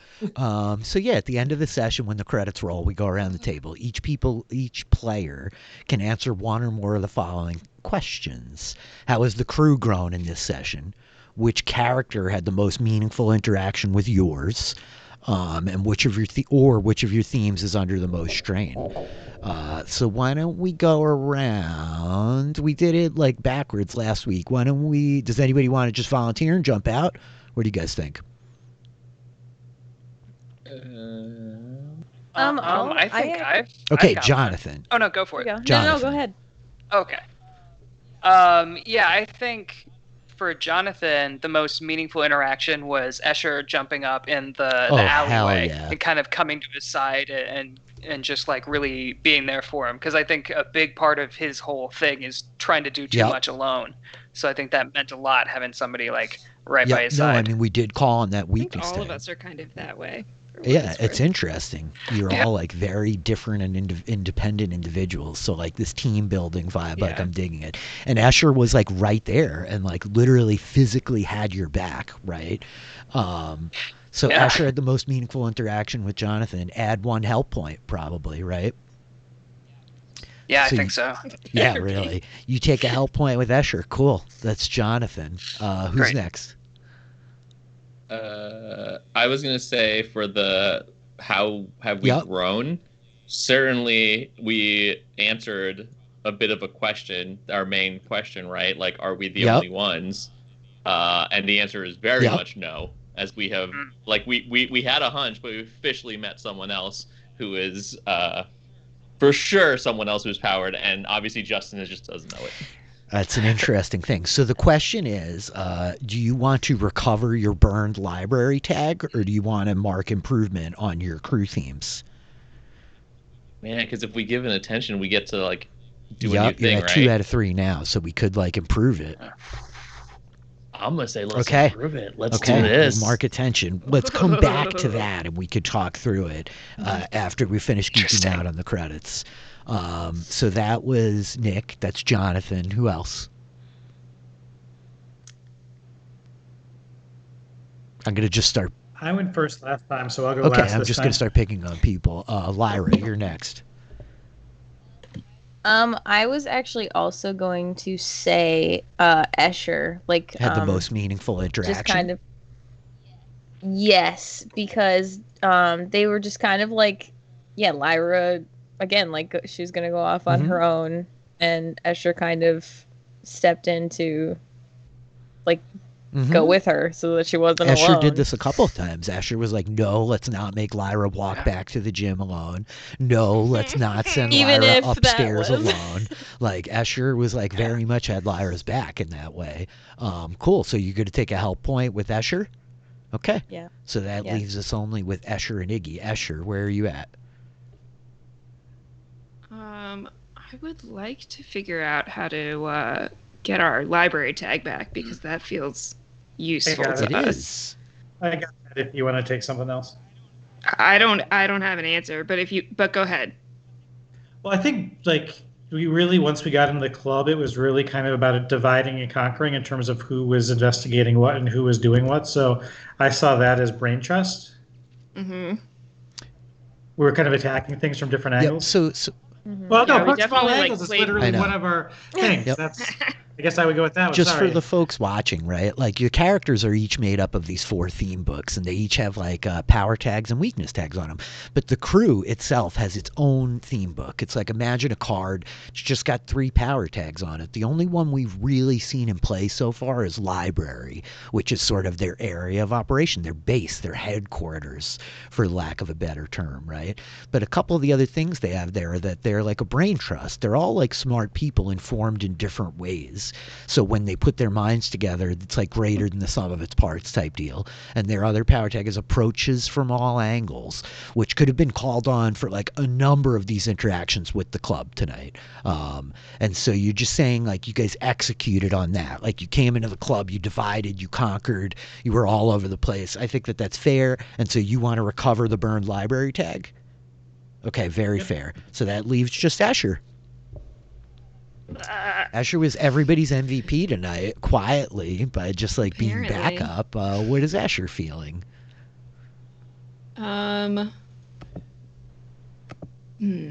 How's the crew grown? Which character do you have the most meaningful interaction with? And then this question of which of your themes is under strain. This is a little more advanced. Like we can start to talk about it more as we go, now that we're really establishing your characters. But there's this push and pull of like the mysteries you want answers to and the identities of your logos, you know? Yeah. I mean, I'm kind of drawn to that one Mhm. because the answer to that is definitely stubborn personality. Oh. Or the personality theme. Yep. Because I keep calling on, my determination to achieve and my work ethic, and you keep calling on the authority figures get in the way, which is accurate. So I think it's sort of like going to the dist status of like, no, I'm trying to do this thing, and people keep trying to stop me, which like really motivates them more to be like, no, screw you, I'm gonna do it anyway. Okay, this is really interesting. So we're identifying that your stubbornly persistent personality is under a bit of strain. And so the question then becomes like, well, what happens if it cracks? Like what greater, we have not talked explicitly. I hope it's not too much of a like tease for the audience, anybody following along, of what your mythos is. That's for all the characters. Like we're playing coy with it. Some of them will be much more obvious than others. And I think in time, like we'll end up revealing all of that to you through the game. But so the question is like, what might evolve there? And you don't have to answer that right this second, but if it were to break, like what might come up in its place? is what you should be thinking about, Yeah. you know? I guess actually I'm kind of doing the opposite. Like it's getting more attention, not less. I don't know how that's something that I as a player don't know. Is like what causes you to Crack mark and fade. the crack. We'll Yeah. talk about it more, but there is a move of make a hard choice. And so these first couple of weeks, I've been establishing who the characters are and letting you guys kind of feel like what they're about and what playing the game is about. But making a hard choice is a move that only you as players can call on. I cannot force it upon you. And what it comes down to is when you act in opposition to one of your identities, when you act like in direct opposition to an identity that you have, or when you don't follow up on getting more information about one of your mysteries, right? You have all these questions that are kind of driving you, right? So what it comes down to is like crack or fade would happen when we challenge the notion I can accomplish anything I put my mind to, but like you can't always, right? And so like it's up to you when like you make a hard decision and like you have to acknowledge like no, I can't accomplish anything I put my mind to, right? So we'll dig into that a little bit deeper, but I'm making note of it for us to circle back on. Okay. If that's cool. So do we want to talk while we're still here before we break about like advancing your crew theme? Okay. Yeah. Yeah. Yeah. How do Yeah, we do so that? this is cool. It's pretty much the same with like advancing any of your actual theme books, but the notion is that whenever you invoke your crew weakness tag, we get to mark attention on it, and geeking out during the credits, we get to mark attention on it. Now, very simply, you could give yourselves a fourth power tag. You could just create a new power tag that's affiliated with your crew, and we can add it to that. You could also even like give yourself a new weakness tag or rewrite your weakness tag if you wanted. And this is like a group effort because it is your crew theme. It's not one specific like theme for one of your characters, right? I'm just looking. So yeah, these are the simplest ways to do this. And if we want to like take it out of the session, there are a few other things that you might be able to like unlock with this, in terms of like choosing the improvements. Like if you wanted to develop out the library a little more and like create like story tags that kind of hang out there. Yeah, that could be cool. Maybe it's something we'll have. Because I feel like we'd have to discuss Yep, we that, right? definitely would. And so, but you know, the very simple ones are like, do you want to give yourself another power tag? Because these crew power tags are ones that any of you could pull on, right? And we haven't used a couple of them yet. You haven't been under serious pressure. We failed a couple of rolls tonight that could have escalated like very dramatically, right? But approach from all angles and the brain trust, like we haven't used those yet, right? Yeah. Right. I was gonna say, if we wanted to add another power tag, we did just kind of get, or at least Jonathan, we kind of got like a advantage through Erastus, and he was, so maybe that's like some sort of resource that's at our disposal. I don't know if we know if he's a reliable resource though yet, do we? That's true. Probably not. Definitely not. But that was just something that came off the top of my head. Yeah, basically feels like we have the enemy's phone number.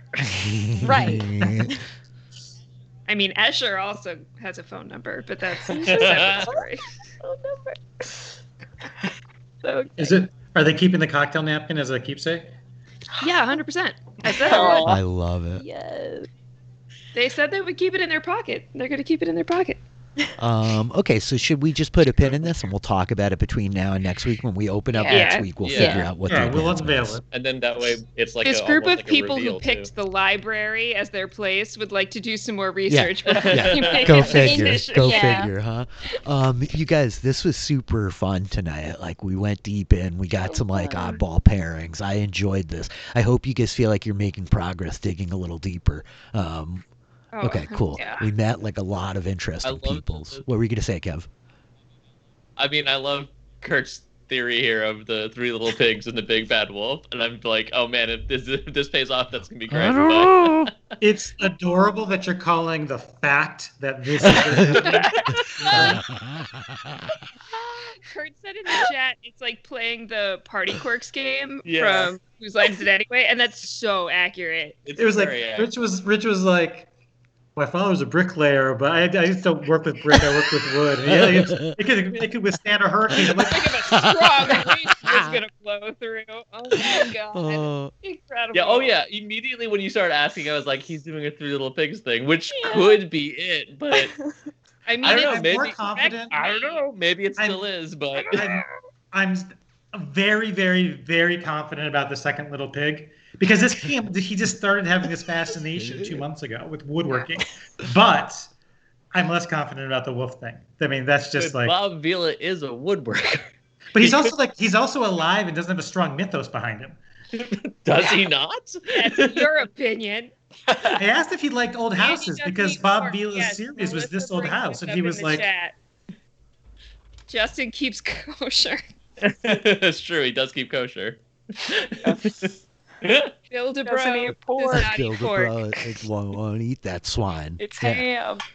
That's true. His bros, right? He keeps talking about. So maybe he's right. There Oh it is. God. Yeah, also bravo Nick for just broing out and getting all that info. Yeah, That Yeah. was That so confidence. wonderful. It's the part of Nick that's the like assimilated pop culture thing, because like he would know how to act like a bro just based on the over the topness from pop culture. Yep. Like he wouldn't be a real bro because he has no But he idea what knows that how to, actually is like- like, but he's just pulling from like Yeah, be a Entourage and TV Jersey bro. Shore. Yeah. Wonderful. Yeah. You're Amazing. stepping in as like TV bro. It's cool. There's like an ebb and flow here, right? Where like I want us to use the rules and get accustomed to them, but also like I don't want to force you to like make moves when they're not necessary sometimes. And like good role playing leads places, right? Where you can like gauge this individual and role play with them in a way where like you're not making move. The flip side is like you guys can always tell me like, hey, I want to try to use the move, right? It's just about like describing how that is or how that works, right? Like Jonathan did with like the Yeah. investigate or whatever. So yes, I think so far so good. I'm really liking this game a lot. You know, I think like there's Cool, definite cool, cool. legs here. Me Cool. too. It's so Awesome. fun. Yeah. Yeah. It's fun to fight a Minotaur for a brief Oh, second. The cow bro. guy. Okay, awesome. So I guess as we will like begin to wrap up here, Kevin, what's going on with you? Where can people find you? I know you're doing your Ducks podcast, postshowrecaps.com. What else is going on with you? Ducks podcast. That's absolutely true. My Ducks podcast, of course, Everything is Yes. Super, the big one that I do, where every week we are reviewing this on it now, Falcon and the Winter Soldier, week by week.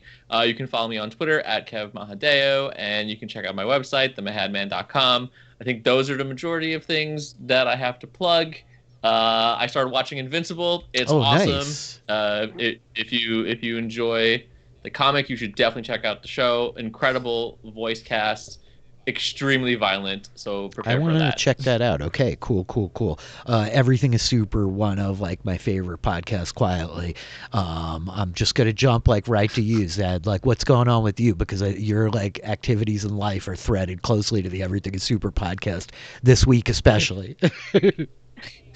They are, in that I am not listening to the Falcon and the Winter Soldier coverage because I, prompted by the start of that series, am doing a complete watch of the MCU. First in- watch.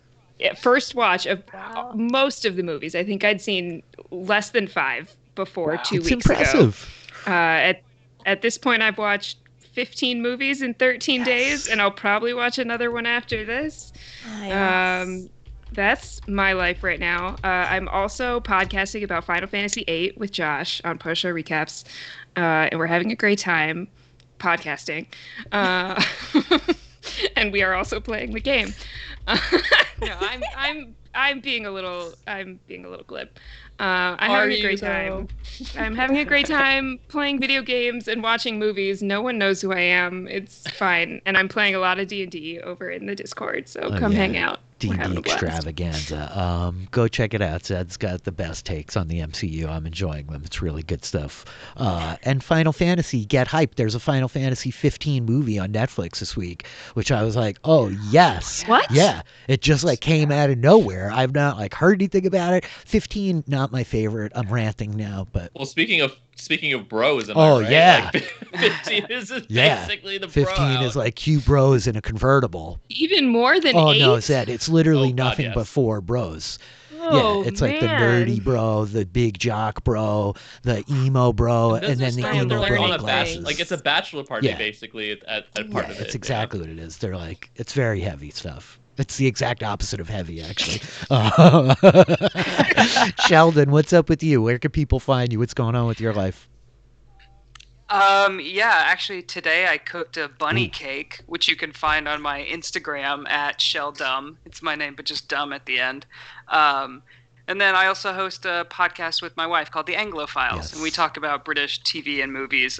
We just covered the animated movie Wolf Walkers, Ooh. which came out. It's only on Apple Plus. It's beautiful, gorgeous animation. If you like kind of I was Miyazaki style just stuff, thinking they're- that. Is it that kind of thread? Okay, cool.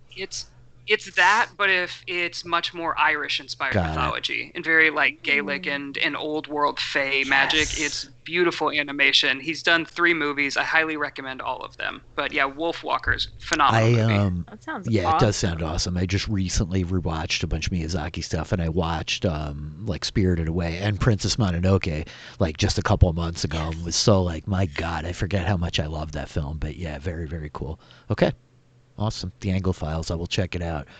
Taylor, how about you? Ronnie422 on Twitter. My pin tweet is kind of all of my links. I like revamped my website this week. TaylorElizabethBall.com is just Cool. my full name. Yeah, I've got like everything on there. My blog, sticker designs, graphic design stuff. Yeah, find all that stuff there. And hopefully I've got my setup. So hopefully I'll be streaming my own video games and fun It's stuff happening. soon. And I'm so excited to play D&D in the Discord. I got in there this week. Yeah! And I am so excited. Yes. It's going to be great. And Kevin ran his first game last week in the I did. Discord, Kevin by the did. way, My at first midnight game. my time, so I wasn't there. Yeah. But I heard it was I great. endured. If you're gonna be up late, prepare for some. I late night endured. gaming. I endured through it. Really awesome stuff happening over there. Post-show recaps. Patreon. Go check them out. Patreon.com/Posho recaps. Zed's way better at this than I am. If there's anybody in the chat I who's know not there's already a couple. I see a few people in here, but it's a very cool space. We're all playing D&D together. It's really a blast. We finally peer pressure Taylor, dragged her in, and it's gonna be awesome. I can't wait. Kurt, what's going on with you, man? Hey, just kicked off our Top Chef podcasting coverage this week with myself, Haley Strong, and Latanya Sparks, who you may know from Everything is Super.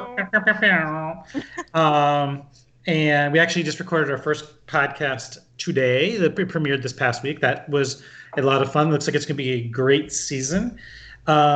Otherwise, yeah, follow me at Kurt Clark on Twitter, Mhm. Instagram, Mhm. Twitch, Untapped Mhm. if you drink. Mhm. I think other than that, I guess this is a shout out to toss this one over to Sheldon. The current British show, it's actually an FX Sky kind of cross production, Breeders on FX. Oh yeah, with Martin Oh Freeman. wow! Martin Freeman, yes. Season 2 just started recently. I almost missed it, so I'm catching up on demand. But a great little half-hour comedy series, which is charming and lots of f-bombs. Cool. So We love Martin Freeman and F-bombs. Martin Freeman is Yep. amazing, and I do generally love an F-bomb. So Mhm. I am Rich Filiberto. I am DM Philly here on Twitch. You can find me on YouTube, DM Philly. All the VODs for this show and the other shows are up over there. If you want to go check them out, anything that timed out. Tomorrow night, 9 p.m. Eastern, which is 6 p.m. Pacific. I can math. Firelight Tales. Yes. Titans airs, episode 12. Things are coming to a crescendo.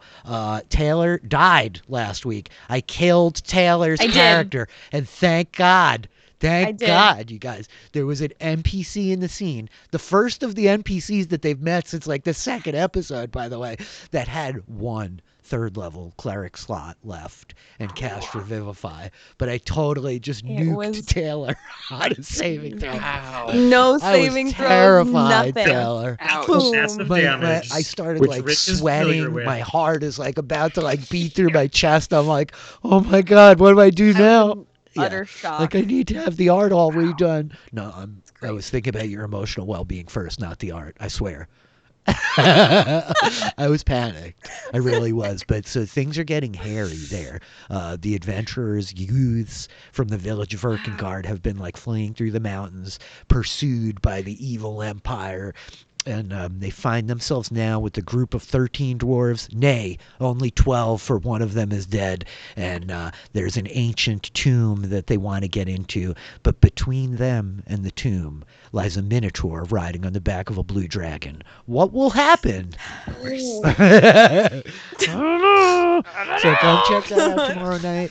Everybody else is hyping it up. Dang. But postshowrecaps.com and Patreon. Go check it out. I recorded an episode of The Wiggle Bloom last night, the special crossover episode with Dungeons and Dragons and Discord, where we introduced Mike Bloom's brand new character named Bull Flume. The itinerant jewel thief Bull Flume. minotaur, Bull Flume. He owns a condominium in Glarendar. Not a condomaxium, mind you, Does he? but a condominium. Go check it out. Those are my teasers for that. Anyway, we do love Lothar, Bugbear. Lothar is my guy. I want to thank all of you for Yep. stopping in tonight. Thank you for hanging out. Thank you for supporting me at DM Philly and these wonderful people who are our cast for Kings of Neon. Couldn't do it without you. I'm super psyched. On that note, farewell. Good night, all. Bye. Bye. Bye.